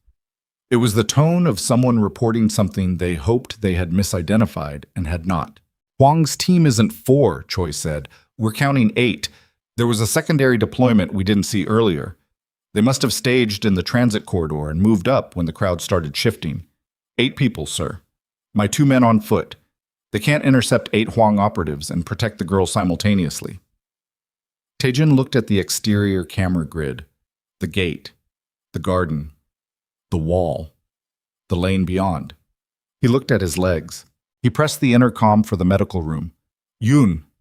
She appeared in the study doorway in under 30 seconds, still carrying her tablet, still in her coat from earlier in the day, because she had not left and had not planned to leave. She looked at his face and stopped asking the question she had been about to ask. "Can I walk?" he said. "Right now, tonight." "How far?" She looked at him. The professional calculation was visible in her face. The assessment happening behind her eyes, pulling data, running it against what she had seen in the morning's tests, against the degradation rate of the afternoon readings, against everything she knew and everything she was still trying to categorize. "You stood for 4 minutes this morning," she said, "with support. Your muscle atrophy after 20 years. The neurological recovery is faster than the muscular. Your legs will respond, but they will not hold reliably. You could fall. If you fall wrong, you could—" "Yoon?" Yes, she said. You can walk. Some distance. With support. But Taijin, he was already moving the wheelchair toward the door. Get Ryu, he said, and bring whatever you have for pain. Bring all of it. The next 11 minutes had a quality that he would not be able to fully reconstruct later. Not because they were chaotic, but because they moved in the way that things move when the body is doing something it has not done in 20 years, and the mind is simultaneously trying to coordinate that physical fact with an operational emergency, and there is simply not enough bandwidth for both to be fully experienced in real time. Ryu appeared. Doctor, Yoon administered 2 injections. She told him what they were, and he did not retain the names. He stood in the main corridor of the estate with both hands on Ryu's arm and his teeth set against the specific and comprehensive agony of muscles that had been dormant for 2 decades being asked, right now, immediately, to function. They functioned, badly, shaking. His left leg more responsive than his right, the right dragging slightly, the nerve conduction uneven, the whole enterprise of moving forward requiring a level of deliberate physical attention that he had not applied to walking since he was a toddler. But he moved. Down the corridor, through the main entrance hall, out through the ground floor security door that Ryu coded open and held for him. The cold hit him in the face like a specific and personal insult. "The lane," he said. His breath was already visible in the night air. Ryu had his arm. 2 additional guards flanked them, close, the way they moved around something valuable and fragile, and Taejin hated it and accepted it simultaneously because the alternative was the ground. "She's on the lane. How far?" Ryu's radio crackled, Choi's voice in pieces. "Contact. Hwang's people moving. She's running." Taejin heard that last word, running, and felt something happen in his chest that was not a medical event but operated on similar pathways. She was running. 6 years old, pink coat, running in the dark on a lane she had only walked once before, in a snowstorm, with 8 of Hwang's extraction team converging from the adjacent street and the crowd blocking any vehicle that could help her. He went through the outer gate while Ryu was still talking to him. He felt the cold of the flagstone through his shoes, felt it, actually felt the temperature differential between the heated interior and the January night. And he moved forward into the lane with his hand on Ryu's arm and his jaw set, and the pain doing what pain does when there is no option left but to keep moving through it, which is that it recedes to a frequency below conscious thought and becomes simply the condition of existence. The lane sloped down. That was in his favor. Gravity assisted. He moved faster than he should have, and Ryu kept pace without comment. And behind them, the 2 flanking guards moved in close formation. And ahead of them, the lane curved left where it bent around the outer wall's eastern corner and opened up to the wider residential road below. He heard her before he saw her. Not words. A sound. Small, high. The involuntary vocalization of a small person in sudden fear, immediately suppressed. The suppression itself communicating more than the sound had because it told him that whoever was frightening her was close enough that she was trying not to let them know how afraid she was.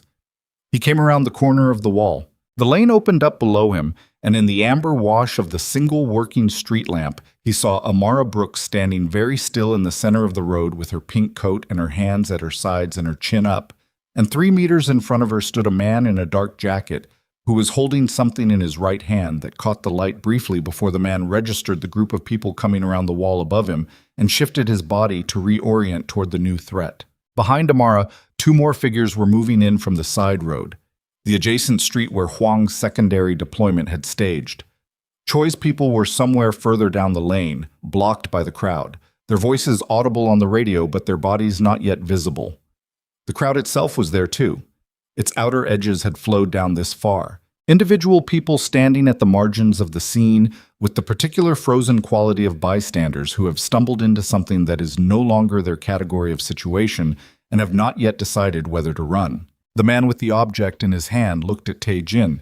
Taejin looked back at him. He was standing in the lane on his own legs, gripping Ryu's arm, breathing hard in the cold, 20 years of atrophy burning through every muscle below his waist, and between him and the girl.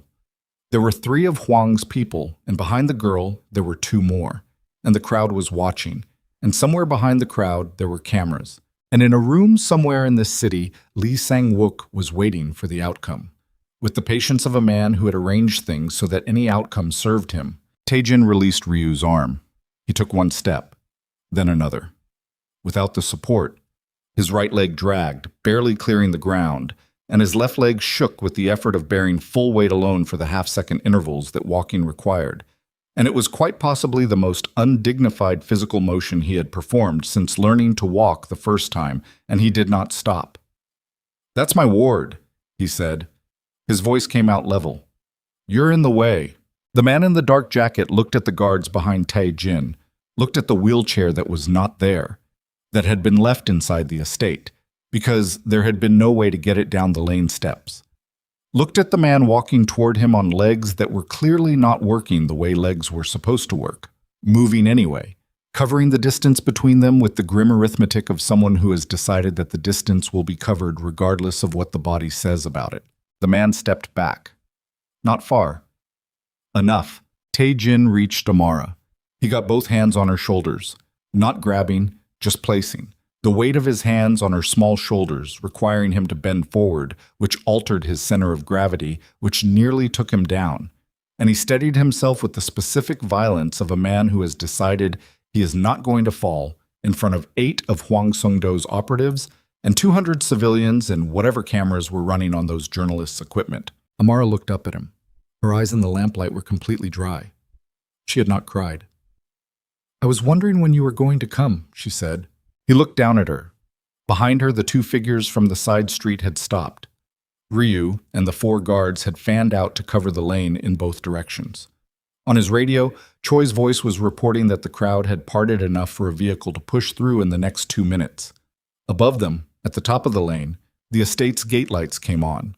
The full array, the kind of illumination that flooded the entire hill face and made every person and vehicle on the lane visible to anything with a lens pointed this way, which meant every camera in that media cluster at the base of the hill was currently capturing this image. Kang Tae-jin, the Black Dragon chairman who had been in a wheelchair for 20 years, standing in a lane in the hills above Seoul with both hands on the shoulders of a 6-year-old girl in a pink coat, while 5 of Hwang Sung-do's operatives stood in a semicircle around them, calculating a decision that the floodlights had just made significantly more expensive. The man in the dark jacket looked at the lights, looked at the cameras, looked at Taejin. He put the object, a phone, Taejin registered now, not a weapon. It had been a phone the whole time, recording, in his jacket pocket. He turned. He walked back toward the side street. The other 4 followed, not quickly, not with any visible urgency, with the controlled retreat of professionals who have decided that this particular version of the operation is over, while leaving open the question of whether the operation itself is over. Taejin watched them go. His legs were shaking so badly now that he was not certain how many more seconds he had before they made the decision for him. And he tightened his grip on Amar's shoulders, which gave him just enough additional leverage to remain upright. And he breathed in through his nose, out through his mouth, and waited. The vehicle Choi had pushed through the crowd came up the lane. Ryu opened the door. Taejin looked at it. The low chassis, the step required to enter, the physics of getting into a vehicle on legs that were done. And he looked at Ryu. And Ryu looked back at him with the face of a man who understood both the situation and the pride involved, and had already calculated the most efficient way to resolve the gap between them. "Sir," Ryu said, just the one word. Taejin let go of Amara's shoulders. He let Ryu take his arm. He got in the vehicle. It cost him more than the walk had, in a different way, the way that accepting help always costs more than the physical action it enables. And he did not make a sound about it. Amara got in beside him. She sat with her hands in her lap and her feet not touching the floor, and she looked out the window as the vehicle turned and started up the lane toward the estate, and the crowd at the margins of the lane parted around them, and the camera lights found the vehicle and tracked it, and the faces of the people watching from the edges of the road went past the window one by one. "Those men wanted to take you," Taejin said. "I know," she said. She was still looking out the window. "They'd been following me since I left my building." She paused. "I kept walking anyway. My grandma said the only way through a scary thing is through it." He looked at the side of her face. "Your grandmother said a great deal of useful things." "She did," Amara agreed. Then she turned to look at him, and her expression had shifted slightly. Still direct, still that unreadable level gaze, but underneath it now something that was either fatigue or its emotional equivalent. "Are you okay?" she said. "Your legs. You were shaking." "I'm fine," he said. She looked at him with the specific patience of a person who has been told something that is not entirely accurate and has decided not to argue about it at this particular moment. "Okay," she said. Then, "I should call my mom. She's going to be worried." "Yes," he said. "You should." She took a phone, small, old model, a crack across the screen, from her coat pocket and dialed. The car moved up the lane. Outside, the estate's floodlights still ran at full, and below them the crowd shifted and murmured and the cameras recorded what they recorded, and somewhere in the city Lee Sang-wook was receiving a report about what had just happened in the lane, and somewhere in Yeongdongpo Hwang Sung-do was receiving a different report, and Tae-jin sat in the back of the vehicle with his useless shaking legs and listened to a 6-year-old girl tell her mother in careful, even English, that she was fine, that she was safe, that she was with someone who was going to make sure she got home. And he looked out the window at the Seoul night and understood, with the particular clarity that comes to men who have just done something they did not believe their body could do, that tomorrow was going to be worse than today, and that the only meaningful question left was whether he was going to face it on his feet, or sitting down. He chose neither, for the moment. He sat in the back of the moving vehicle with that unfinished thought and let it stay unfinished, because some sentences are more useful incomplete, held in the space between decision and action, where the pressure of them can do their work. Amara finished her call. Put the cracked phone back in her coat pocket. She didn't say anything else for the rest of the drive up the lane, and he didn't ask her to. The vehicle moved through the gate and Ryu closed it behind them, and the estate swallowed them both into its sealed, heated quiet. And outside the wall, the crowd kept its pressure, and the cameras kept their vigil, and the night continued doing what the night does, which is not wait for anyone. Dr. Yoon was at the door. She looked at Tae-jin getting out of the vehicle, looked at the specific quality of his movement, the drag of the right leg, the white grip on Ryu's arm, and she did not say anything about it. She looked at Amara instead, and her expression shifted into something that was still professional, but warmer than professional. "You must be Amara," she said. "Yes," Amara said. She looked at Yoon with the same level attention she gave everything. "Are you a doctor?" "I am. My mom is going to come here," Amara said. "She was upset on the phone. She's going to want to see where I am." She said it as a statement of logistics rather than an apology or a request. She was reporting the incoming situation so that the relevant people could prepare. "We'll get her here safely," Yoon said. She looked at Ryu, who was already on the radio. Inside, Tae-jin went directly to the study and sat and put both hands flat on his thighs and stayed there for a moment with his eyes closed, running an inventory. The pain had settled into a deep, comprehensive burn from his hips to his ankles. Not sharp, not localized, but everywhere. The kind of pain that indicates systemic effort rather than specific injury. He could still feel the floor through his shoes. That had not gone away. But the sensation was dimmer than it had been in the dining room last night, dimmer than it had been during Yoon's morning assessment, and he did not know if that was because the physical exertion of the lane had disrupted something or because whatever Amara's presence did to his nervous system required proximity to maintain itself. He opened his eyes, looked at the monitors. The crowd had not diminished. If anything, the lane incident, the floodlights, the cameras, Tae-jin walking down the lane, whatever the media crews had captured, had added to it. He could see the count on the exterior system. Ryu's team had started a head count tracker at 4 p.m., and the current number read 640. That was 200 more than an hour ago. The lane was no longer passable by vehicle from the lower end except through the specific corridor that Choi had forced for the rescue car, and that corridor had already closed behind them. Hwang's 8 operatives had withdrawn from the lane. They had not left the area. The perimeter sensors were still picking up heat signatures in 3 locations on the exterior: stationary, patient, not moving closer, but not leaving. Hwang was recalculating. He had lost the initiative when Tae-jin came down the lane and when the floodlights came up and when the cameras captured the withdrawal. But losing the initiative was not the same as abandoning the objective. And Hwang Sung-do had not built his organization by abandoning objectives. And Lee Sang-wook had still not moved. That was the piece Tae-jin kept returning to.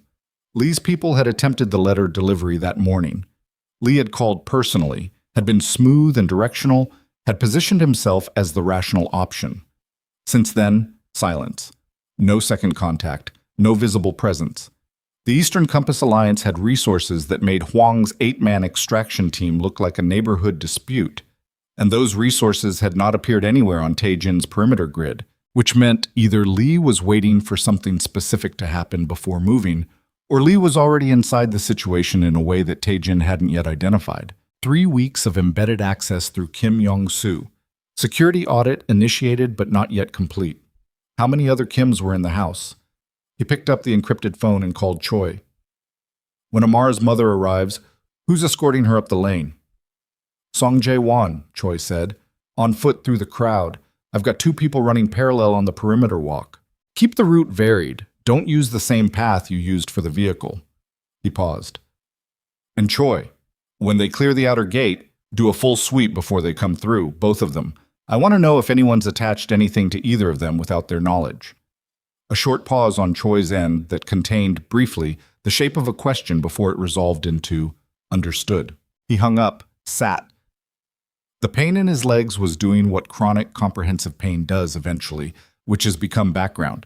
Still present, still consuming resources, but below the threshold of conscious attention in a way that freed the foreground for other things. He thought about Lee Sang-wook's voice on the phone this morning, the warmth of it, the specific warmth of a man who is comfortable because he knows things you don't know he knows.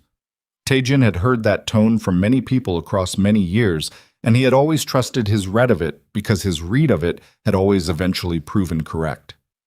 Lee had known about Amara before she knocked on the gate.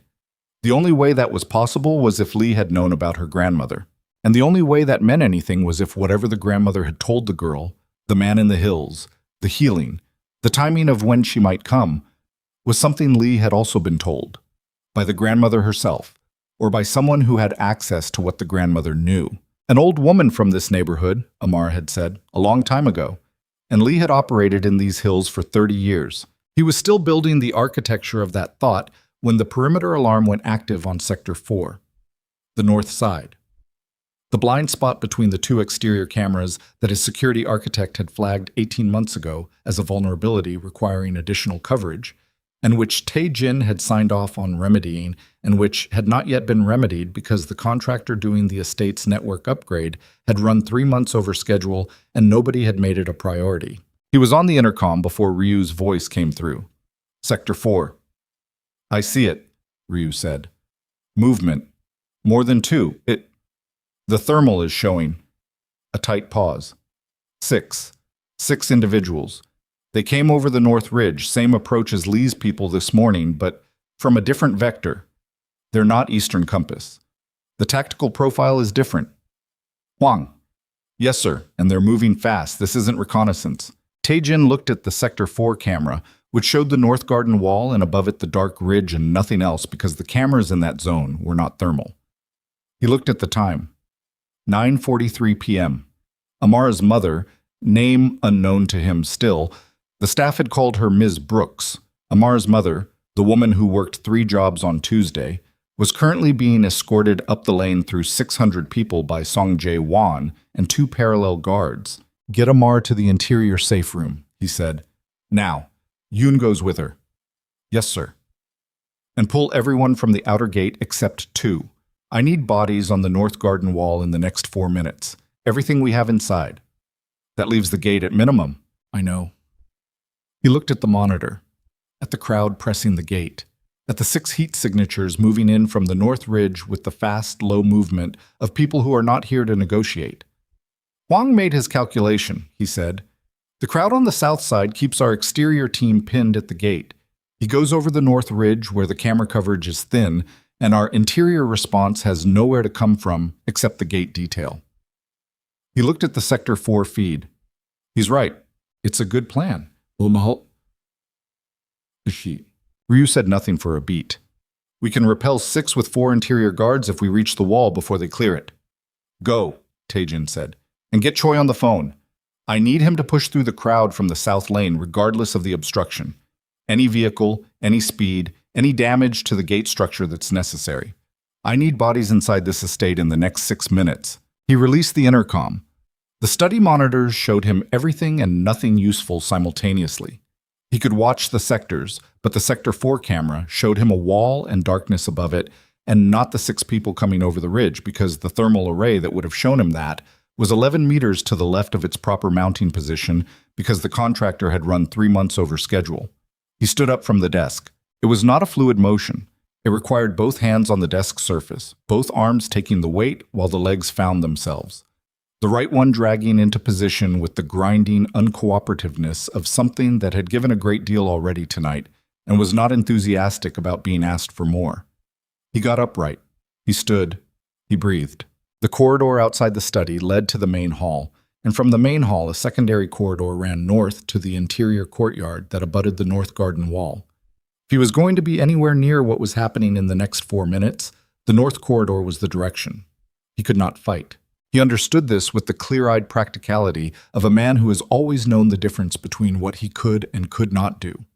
His legs were functioning at perhaps 30% of their pre-injury capacity, and the pain was significant, and he had no weapon, and these were Huang's professionals, not the kind of people who paused to reassess when they saw someone standing in a corridor on shaking legs. But he also could not sit in the study and watch the monitors while his estate was breached, and Huang's people moved through his house toward a room where a 6-year-old girl was sitting with a doctor waiting for her mother.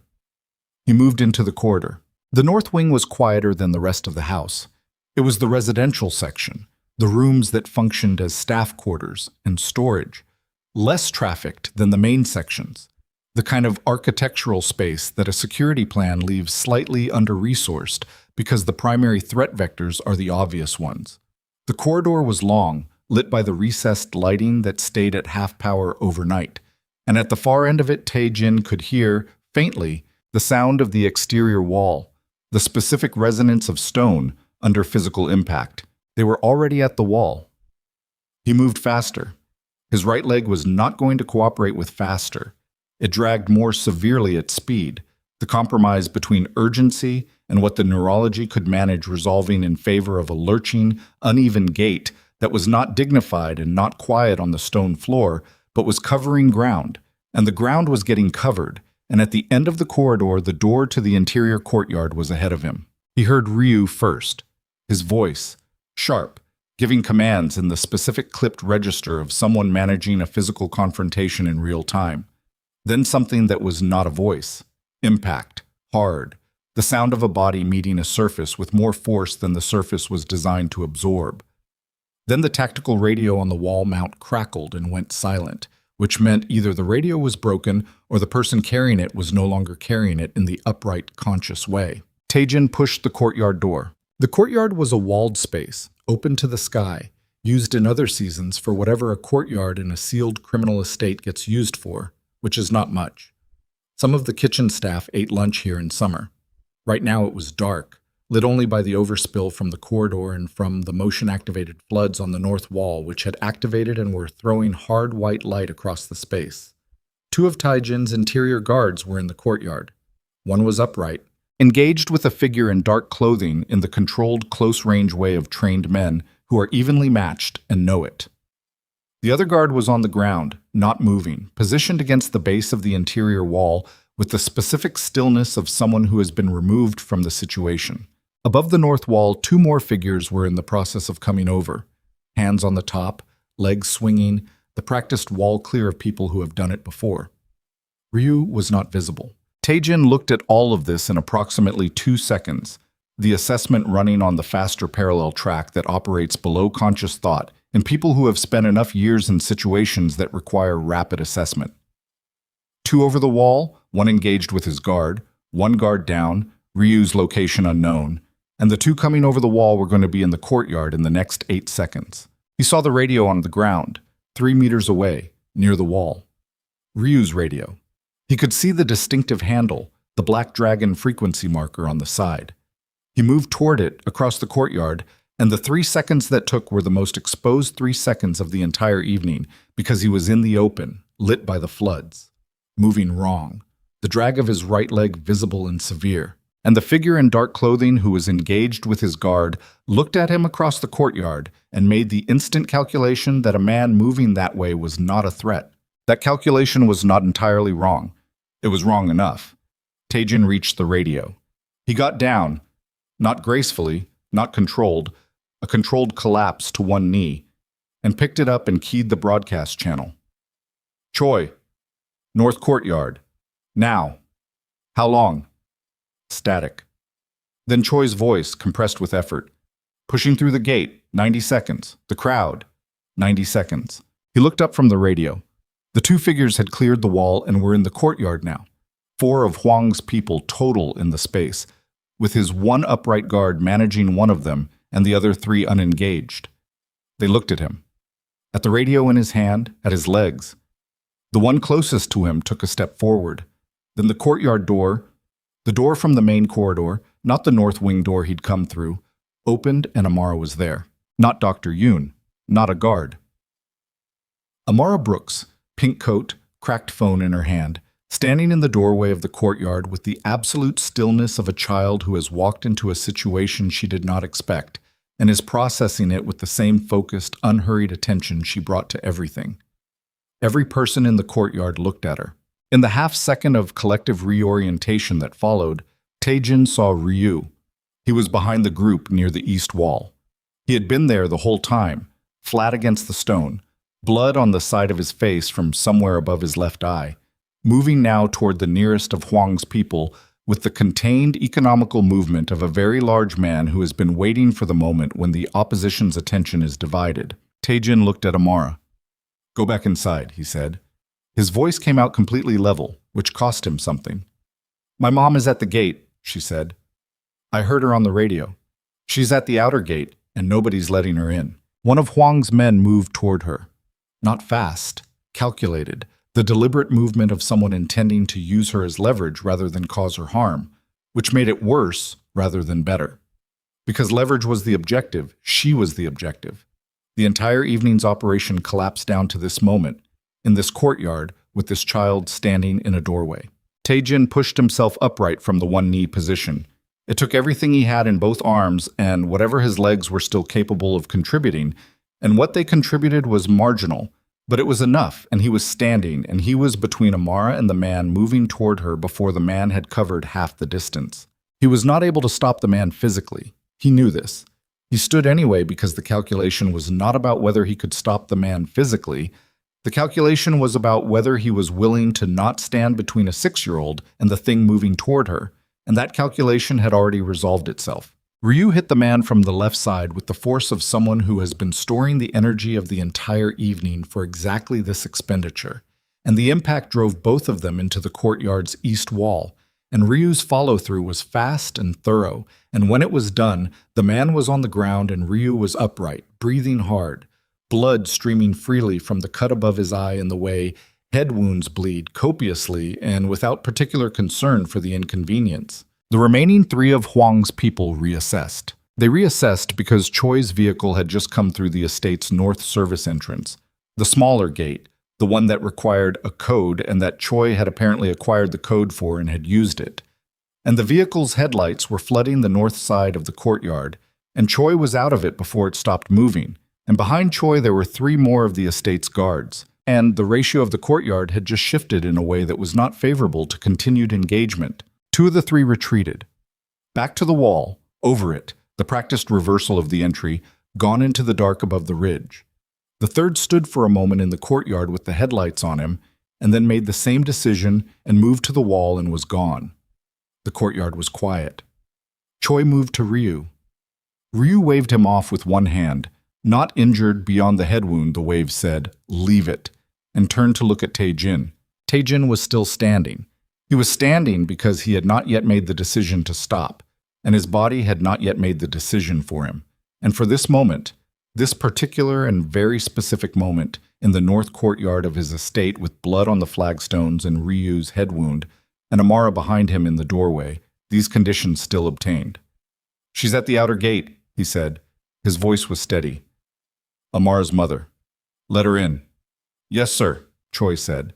"And get the south gate locked down completely. Nothing moves in or out without my direct authorization. No exceptions. He paused. And get someone who can close that hole in the north wall coverage. I don't care about the contractor's schedule. Tonight. He turned to Amara.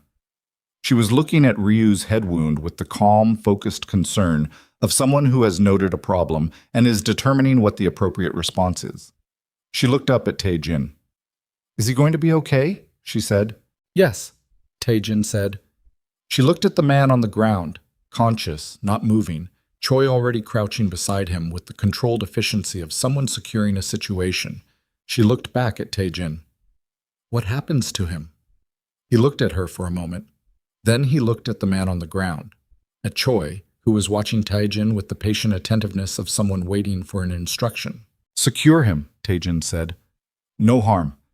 I want to talk to him when this is done. He looked back at Amara. We deal with people, not the other way.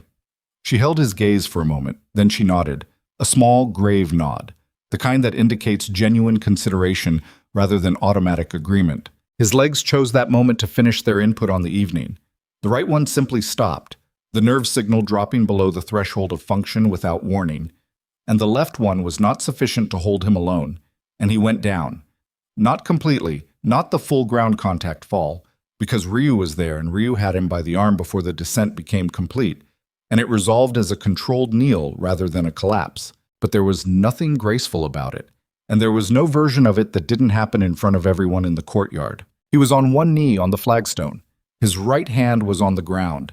The cold of the stone came through his palm, and he felt it, felt the cold, felt the texture, felt the grit of the stone surface. And that sensation, persisting through the failure of everything else, was simultaneously the most insufficient and the most extraordinary thing happening to him right now. Amara crouched down in front of him. She was at eye level with him now, which had never happened before.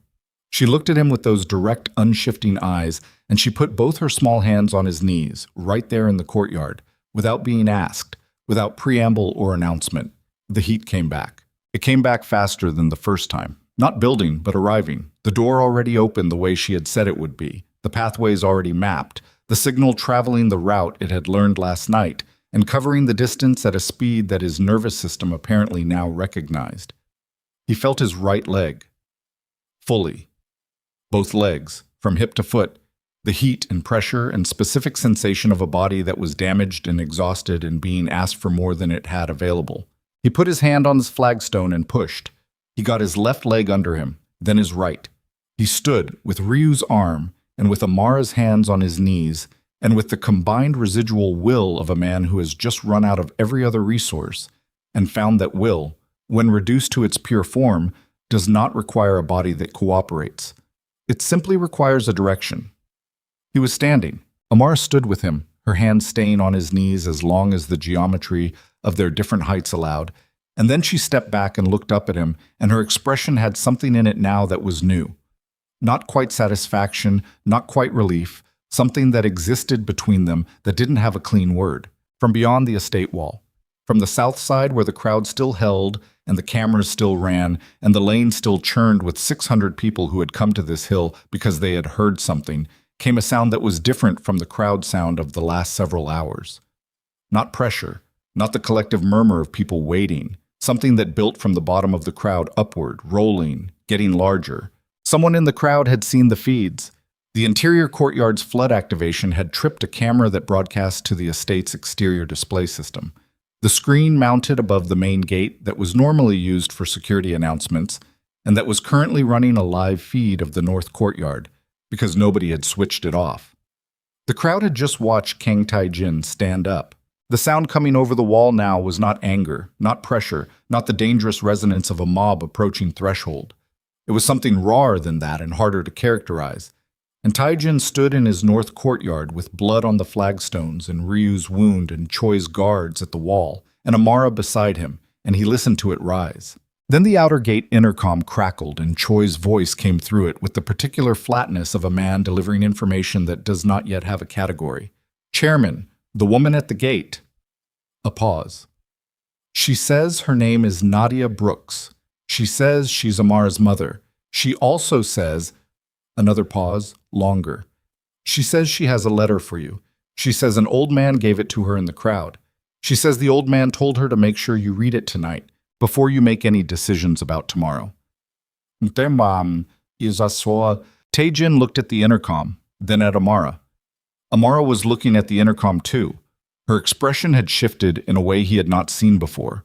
A slight tightening around the eyes, something between recognition and the feeling that comes when a thing you have been waiting for, without fully knowing you were waiting, has finally arrived. "What is it?" Taejin said. She was quiet for a moment. Then she said very carefully, "My grandma wrote letters before she died. She said some of them would find the right people when the time came." She paused. She said the old people in this neighborhood remembered everything, and that one of them would make sure the letters got where they needed to go. He looked at her for a long time in the floodlit courtyard, with the crowd sound rolling over the wall, and Ryu's blood on the flagstone, and his own legs shaking underneath him, and Seoul spread out below the hill doing what Seoul always did, which was continue regardless. "Let her in," he said into the intercom. "Both of them. Bring the letter." The outer gate opened. Nadia Brooks came through it with Song Jae-won at her left shoulder and 2 guards flanking, and she walked the way a woman walks when she has been pushing through 600 people for 20 minutes and has arrived somewhere she does not recognize and is operating entirely on the specific fuel of maternal urgency, which does not require orientation or context and does not wait for either. She was 31 or 32, taller than her daughter by the distance that 9 years produces, with the same direct eyes and the same quality of attention and the composure of someone who has learned to hold herself together under pressure because the alternative was not available to her. She saw Amara. She crossed the courtyard in 4 steps, and she had her daughter in both arms before anyone said anything, and Amara let herself be held with the small, complete relief of a child who has been managing alone and is now done managing. Nadia looked at Taejin over her daughter's head, at the courtyard, at the guards, at Ryu's wound and the man secured against the east wall and the state of the flagstone. Her expression moved through several things in rapid sequence: assessment, controlled fear, a hard anger that she was holding at distance with visible effort. And then it settled into something that was not warmth exactly, but was the decision to proceed without hostility until hostility became necessary. "She told me she had a plan," Nadia said. Her English was American flat, Chicago or near it, the accent of somewhere specific that had been partially worn away by years somewhere else. "She didn't tell me the plan involved this." "She didn't tell me either," Taejin said. "Most of it." Nadia looked at him, at his legs, at the way he was standing, the specific quality of it, the effort visible in the set of his shoulders and the grip of his hands, and the slight forward lean that a person uses when their lower body is not fully reliable and they are distributing weight through their core to compensate. She had the look of someone reassembling information into a new order. "You can walk," she said. "Partially," he said. "Tonight more than this morning. Tomorrow, I don't know." She looked at Amara. "Baby, did you?" "Yes," Amara said, into her mother's shoulder. "I told him I could help. He fed us." Nadia closed her eyes for 1 second. Then she opened them and looked at Taejin again. "The letter," she said. "The old man in the crowd. I didn't know him. He was just there at the edge of the crowd when I was trying to get through, and he put it in my hand and said, 'Make sure the chairman reads it before morning.'" She reached into her coat pocket and produced an envelope. Not new, the paper slightly soft with age, sealed with tape rather than glue, addressed in Korean characters and handwriting that had the careful deliberateness of someone writing in a language that was not first but was known. She held it out to him. He took it. He looked at the handwriting. He looked at the return address in the upper corner. Not an address, a name. 3 characters in Korean, small, written with the same deliberate hand. He stared at those 3 characters for long enough that Ryu, beside him, shifted slightly. He knew that name, not from his own history, from a history that predated him, that existed in the syndicate's oldest records, in the founding documents that Park Chul-ho had kept, and that Taejin had inherited along with everything else when he was 23 and the shoes were still on. A name from the neighborhood, from the years before the estate was an estate, when this hill was just a hill and the Black Dragon was still deciding what it was going to be. He opened the envelope. The letter was 2 pages, handwritten on both sides in the same careful Korean, and he read it standing in the courtyard with Ryu at his shoulder and Nadia holding Amara across the flagstones, and the crowd beyond the wall making it sound that was not anger and not grief, but something in between that had its own specific frequency. He read it twice.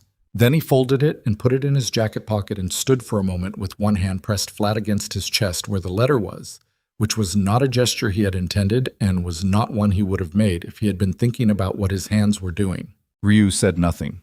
Ryu had read it over his shoulder because Ryu was Ryu, and because after 11 years, Tae-jin had stopped pretending that Ryu's situational awareness had boundaries. He simply read it and stood beside his employer in silence and waited. "The conference room," Tae-jin said. "Tonight, 1 hour. I want Choi. I want the operational leads. I want legal." He paused. "And get Lee Sang-wook on the phone. Tell him I'll meet him tomorrow. In person. His location, my choice of time." He looked at Ryu. "Tell him I've read the letter." Ryu looked at him. "And Hwang. Hwang can wait until I'm done with Lee," he said. "Hwang is a problem. Lee is a question." He turned to Nadia. "You and Amara will stay here tonight," he said. "It's not a request. The crowd outside won't clear before morning, and Hwang's people are still on the perimeter. Your apartment is not safe until I've addressed both of those things." He paused. "You'll have full use of the north guest rooms. The staff will bring whatever you need. In the morning, when the situation is resolved, I will personally ensure your transportation home." Nadia looked at him for a long moment. She was calculating, which was fair. He was a man she did not know, in a place she did not know, who had just given her a directive in his own home about where she was permitted to go. And the fact that the directive came with genuine safety reasoning rather than genuine threat did not mean the power dynamic it operated within was anything other than what it was. "Are we guests?" she said. "Or are we here because it's safer for you if we are?" He met her gaze. "Both," he said. "You should know which one it is." She looked at him for another beat. Then she looked down at Amara. "Okay," she said. Not warmly, but cleanly, without the kind of residual resistance that would have made it something other than a decision. He nodded. "Ryu will take you up." Inside, in the medical room, Dr. Yoon closed the cut above Ryu's left eye with the focused efficiency of a woman who had done this many times before and had long since made her peace with the frequency. Ryu sat still on the edge of the examination table and stared at the middle distance while she worked, which was how Ryu experienced most things, as background phenomena that did not require his participation beyond physical presence. "The readings held through all of it," Yoon said. Not to Ryu.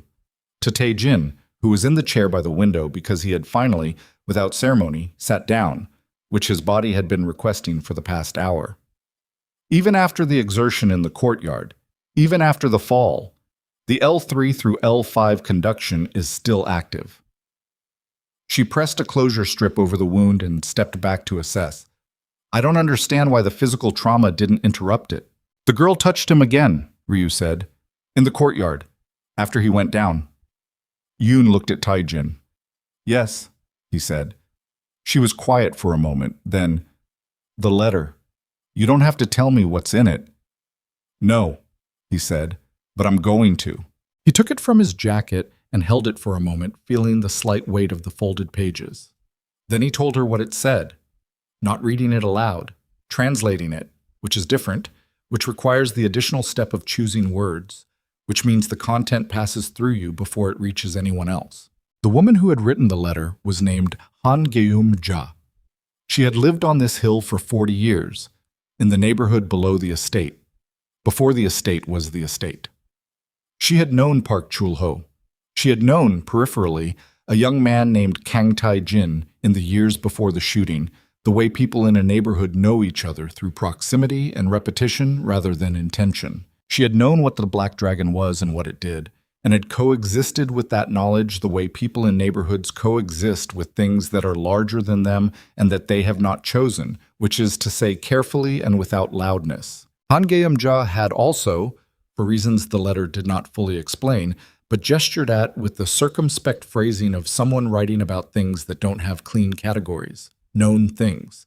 She wrote about this briefly and without apology, describing it the way you describe a chronic condition. It was there, it had been there since her childhood.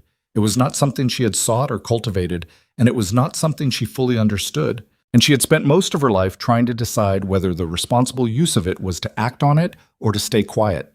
She had mostly stayed quiet, but she had told her granddaughter some things. She had told her granddaughter about a man on the hill who had a broken body and a harder heart.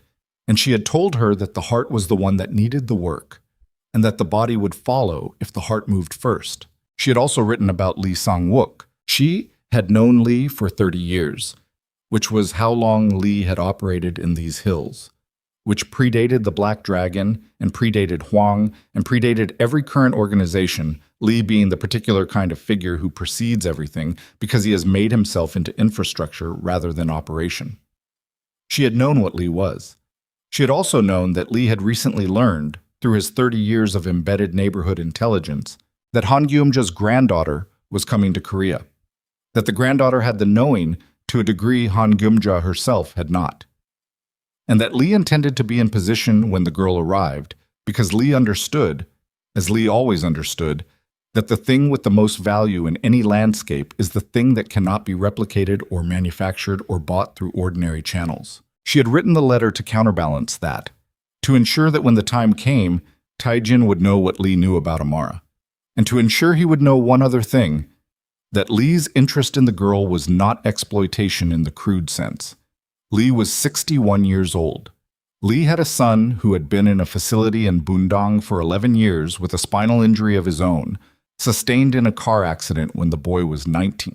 Lee had spent 11 years looking for exactly what Taejin had found on a Tuesday night in January. Lee Sang-wook did not want to control Amara. He wanted what Taejin had wanted, underneath everything. Underneath the empire and the chair and the 20 years of survival, he wanted his child back. Yoon set down the closure strips. The room was very quiet. He called you this morning to position himself as a rational alternative to Huang, she said, but the real ask was always going to be the same one. Yes, Taejin said, and Huang. Huang heard the story and saw the asset. That's all Huang is. He folded the letter. Huang is manageable. Lee is... He stopped, thought about it. Lee is someone I need to sit across from. She looked at him for a long moment, at the letter in his hands, at his legs visible below the desk, the right one still with that slight outward list of a limb whose neurology is renegotiating its own terms. What are you going to do? She said. Not about Lee, about all of it. He looked at the window. It was past 11 now, and the crowd sound from below the wall had changed again.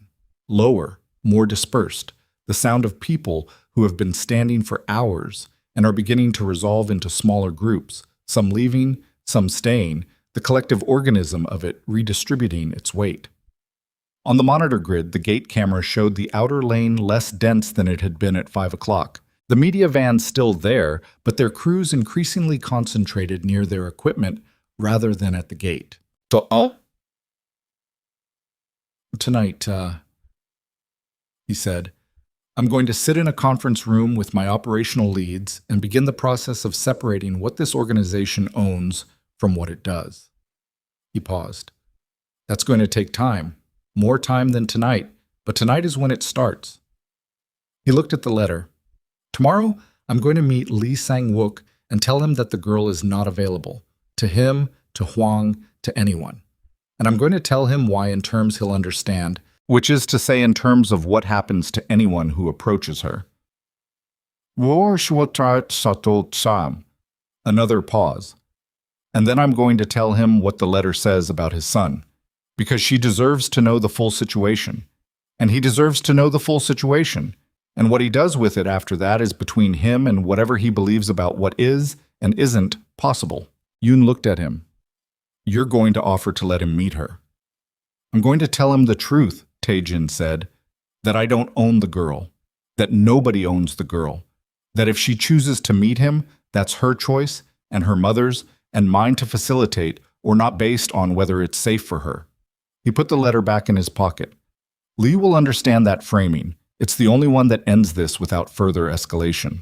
In the morning, Huang's perimeter withdrawal came at 6:42. Ryu's exterior team tracked the heat signatures leaving the ridge one by one until the grid was clean. Huang had made his calculation in the night. The courtyard footage that the exterior display had broadcast to 600 people, and which had subsequently been picked up by 4 different news outlets and was now on the national morning cycle, showed Kang Tae-jin walking across a lit courtyard and standing between his guards and a 6-year-old girl and facing down an unauthorized entry with the deliberate positioning of a man who has decided what he is protecting. It also showed, incidentally, Hwang Sung-do's operatives retreating. The optics of extracting a child from a compound while a wheelchair-bound crime boss walked to stop. You had not apparently looked better after a night of media circulation. Hwang would recalculate, he always recalculated, but he would not move again in the near term because the near term was too visible, and Hwang's primary asset was the low profile that visibility destroyed. The conference room meeting ran from midnight until 3:40 in the morning. Tae-jin did not sit in the wheelchair for it. He sat in the conference chair at the head of the table, the same chair he had sat in for 31 years of operational meetings in one iteration or another, and he told his operational leads what the next 12 months were going to look like. Not a speech, not a declaration. He laid it out the way he laid out operational plans, item by item, with timelines and resource allocations and the specific contingency planning of someone who had spent his adult life understanding that the distance between intention and outcome is managed rather than wished. The pharmaceutical distribution contracts would be wound down over 6 months. The port freight, the legitimate portions, which were substantial and had been substantially legitimate for years, would be restructured under a holding company that could withstand regulatory scrutiny. The operations that could not survive restructuring would be divested or dissolved. The people in those operations would be offered either legitimate employment within the restructured entities or, where that was not feasible, severance structured to give them options. Choi asked about the organizations that had paid tribute to Black Dragon. What happened to those relationships? Tae-jin said, "They become business relationships, or they don't continue. We're not collecting tribute from anyone in 12 months. If they want to operate in this city, they operate legitimately, or they find their own problems." Choi absorbed this. Hwang won't accept that framing. Hwang's options are going to narrow significantly over the next 6 months, Tae-jin said. We have documentation on 14 of his operations that the Organized Crime Bureau would find very useful. That documentation becomes a management tool, not a weapon. Unless Hwang makes it necessary to be a weapon. Legal was quiet for a moment. Then, "You're describing a complete operational transformation of an organization that has existed in its current form for 31 years. Yes, Tae-jin said. 12 months for the primary restructuring. Longer tail on the secondary elements. I want a legal structure in place that I can put my name on." He paused. "My actual name." He met Lee Sang-wook the following afternoon in a building in Yongsan that Lee maintained as a legitimate real estate office, and that was, in every meaningful way, also a room where Lee met people he needed to meet without anyone else being aware of the meeting. The room was on the 14th floor and had windows on 3 sides and looked out at Seoul from the kind of height that makes the city's density comprehensible in a way it isn't from the ground. Lee was smaller than he seemed on the phone. This was always true of people whose primary presence was vocal. They calibrated larger in imagination than in person.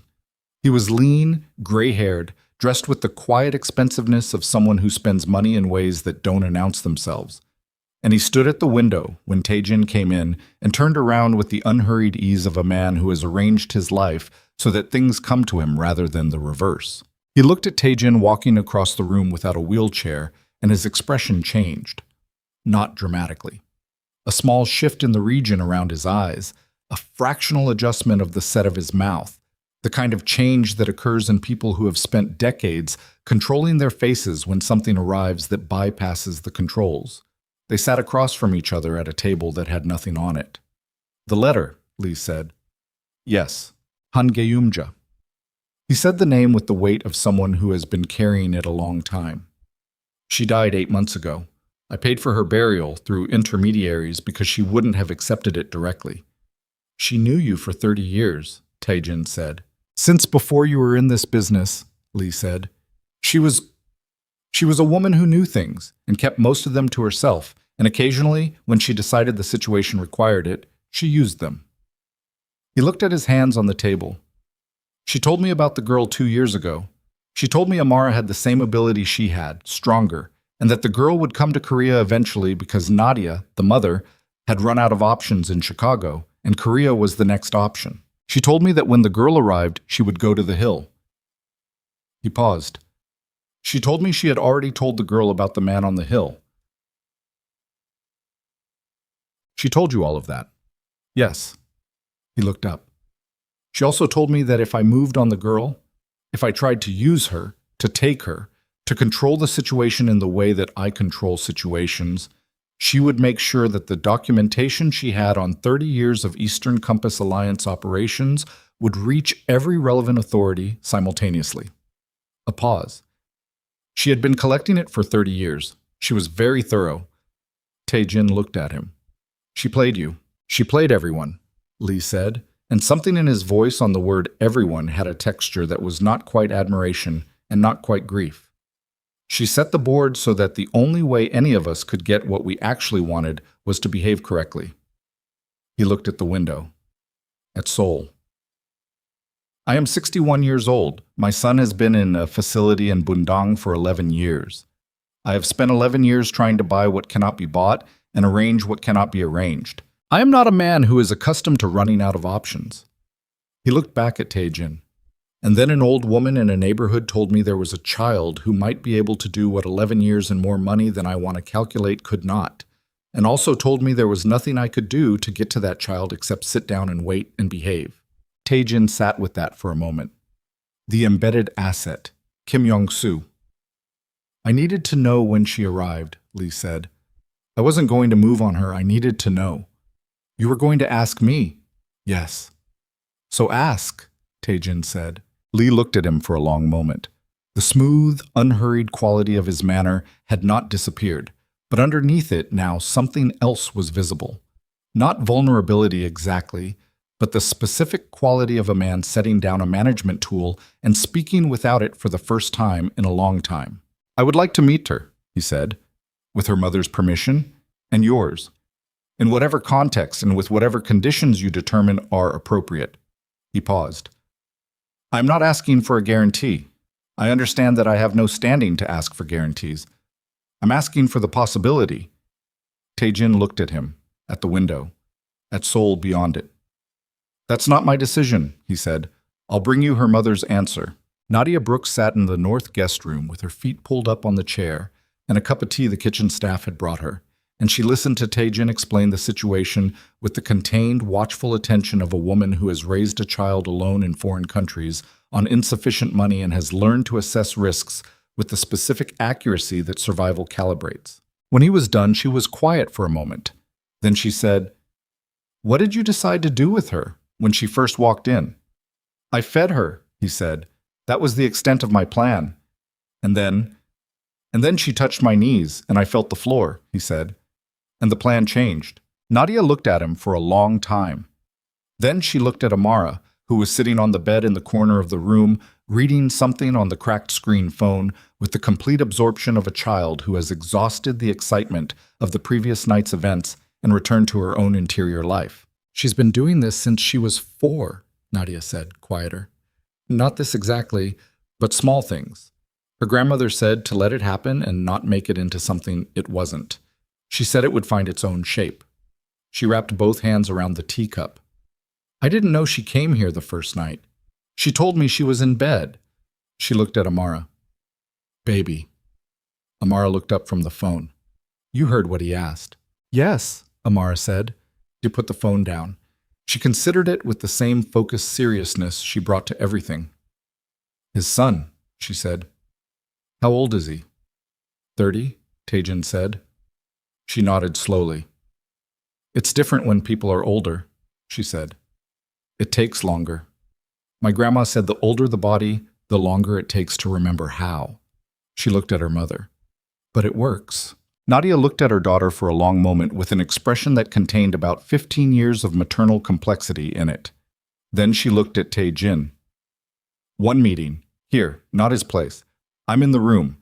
And she stops when she says she needs to stop, for any reason, no questions. "Yes," he said. And after that, she said, "We go home. Our home. And this, whatever this is, doesn't follow us there. He looked at her steadily. I'm going to have your building's security upgraded. Not monitored, upgraded. New locks, camera coverage on the entrance, a contact number for my people that you can call at any hour. He paused. That's not negotiable, and it's not a condition. It's what happens now. She looked at him. Why? Because Huang knows where you live, he said. And because knowing that and doing nothing about it is not something I'm willing to do. She held his gaze for a long moment. Then she nodded.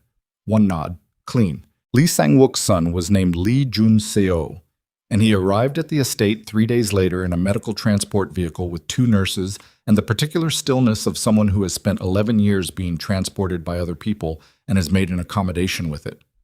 He was thin, 30 years old, with his father's controlled face, and something in his eyes that his father's eyes didn't have, a quality that Tae-jin recognized from the inside as the specific thing that 11 years in a chair does to the part of a person that is not the chair. Lee Sang-wook did not come. He sent his son because his son was the point of this, and because his presence would have made the room into something different from what it needed to be, and because Lee Sang-wook, for all his smooth management of everything, understood when a situation required him to be absent from it. Amara sat across from Jun-seo in the main sitting room with the medical staff and Nadia and Tae-jin and Dr. Yoon present. She looked at him for a moment. He looked back at her with the careful, defended expression of a man who has been through enough hope to be cautious about it. Does it hurt? She said. All the time? He looked at her, then despite himself. The parts that feel, yeah. She nodded. She reached across and put her hands on his knees. He looked at her hands. At the top of her head, the tight black coils of her hair. At her pink coat, which she was still wearing because it was still winter and she hadn't yet gotten a new one. His jaw tightened. Then it loosened. Then his eyes went somewhere that was not the room. Yoon's tablet, running the portable nerve monitor with the lead she had attached before the session, showed a reading that she looked at and then looked at again and then placed face down on the chair beside her and did not pick up again for a long time, because some things are better observed than documented. 6 months later, the Kang Foundation opened its first rehabilitation center in northern Seoul, 3 kilometers from the estate, in a building that had been a decommissioned textile facility and had been converted at a cost that Tae-jin's financial people described as aggressive and that Tae-jin described as the beginning. The center provided spinal cord injury rehabilitation, pediatric neurological care, and housing assistance for immigrant families at no cost to the patients. The waiting list reached 300 in the first week. Tae-jin walked to the opening. Not steadily, not without the cane that Yoon had prescribed, and that he had accepted with less resistance than she had expected, but walked across the parking area, through the entrance, down the main corridor where the staff had lined up, and where the patients who were already in residence had gathered in the common room with the careful, complicated expressions of people who understand that a moment is significant without yet knowing exactly how. Amara walked beside him. She was 7 now, almost 8, and she had acquired a new coat. Dark blue, a size too large, chosen apparently because she liked the pockets. And she walked with her hands in those pockets and her chin up, and the same focused, unsentimental attention she had brought to everything since the night she stood outside an iron gate in a snowstorm with a practical proposal. "Is this what you wanted it to look like?" she asked. He looked at the corridor, at the patients, at the staff in their clean uniforms moving with the purposeful efficiency of people doing work they believe in, at the windows at the end of the hall letting in the flat winter light of a Seoul January, 365 days from the night she knocked. "No," he said. "It's better." She looked up at him. She didn't smile. Amar's face didn't run to easy smiles, which was one of the many things about her that was exactly like him and not like him at all simultaneously. She just looked, with those direct level eyes that had looked at him across a dining table the first night and seen something he hadn't known was visible. "My grandma would have liked it," she said. "Tell me about her sometime," he said. "The whole thing, not just what she told you about me." "She was very stubborn," Amara said, "and she kept good records." She paused. She said the only difference between a criminal and a citizen is what they decide to do with what they already have. He walked another few steps in silence. The cane on the stone floor made a sound with each step. A rhythm, irregular but present. The sound of movement in a body that was not repaired but was working, which is a different thing from repaired and, in some ways, more valuable. "She wasn't wrong," he said.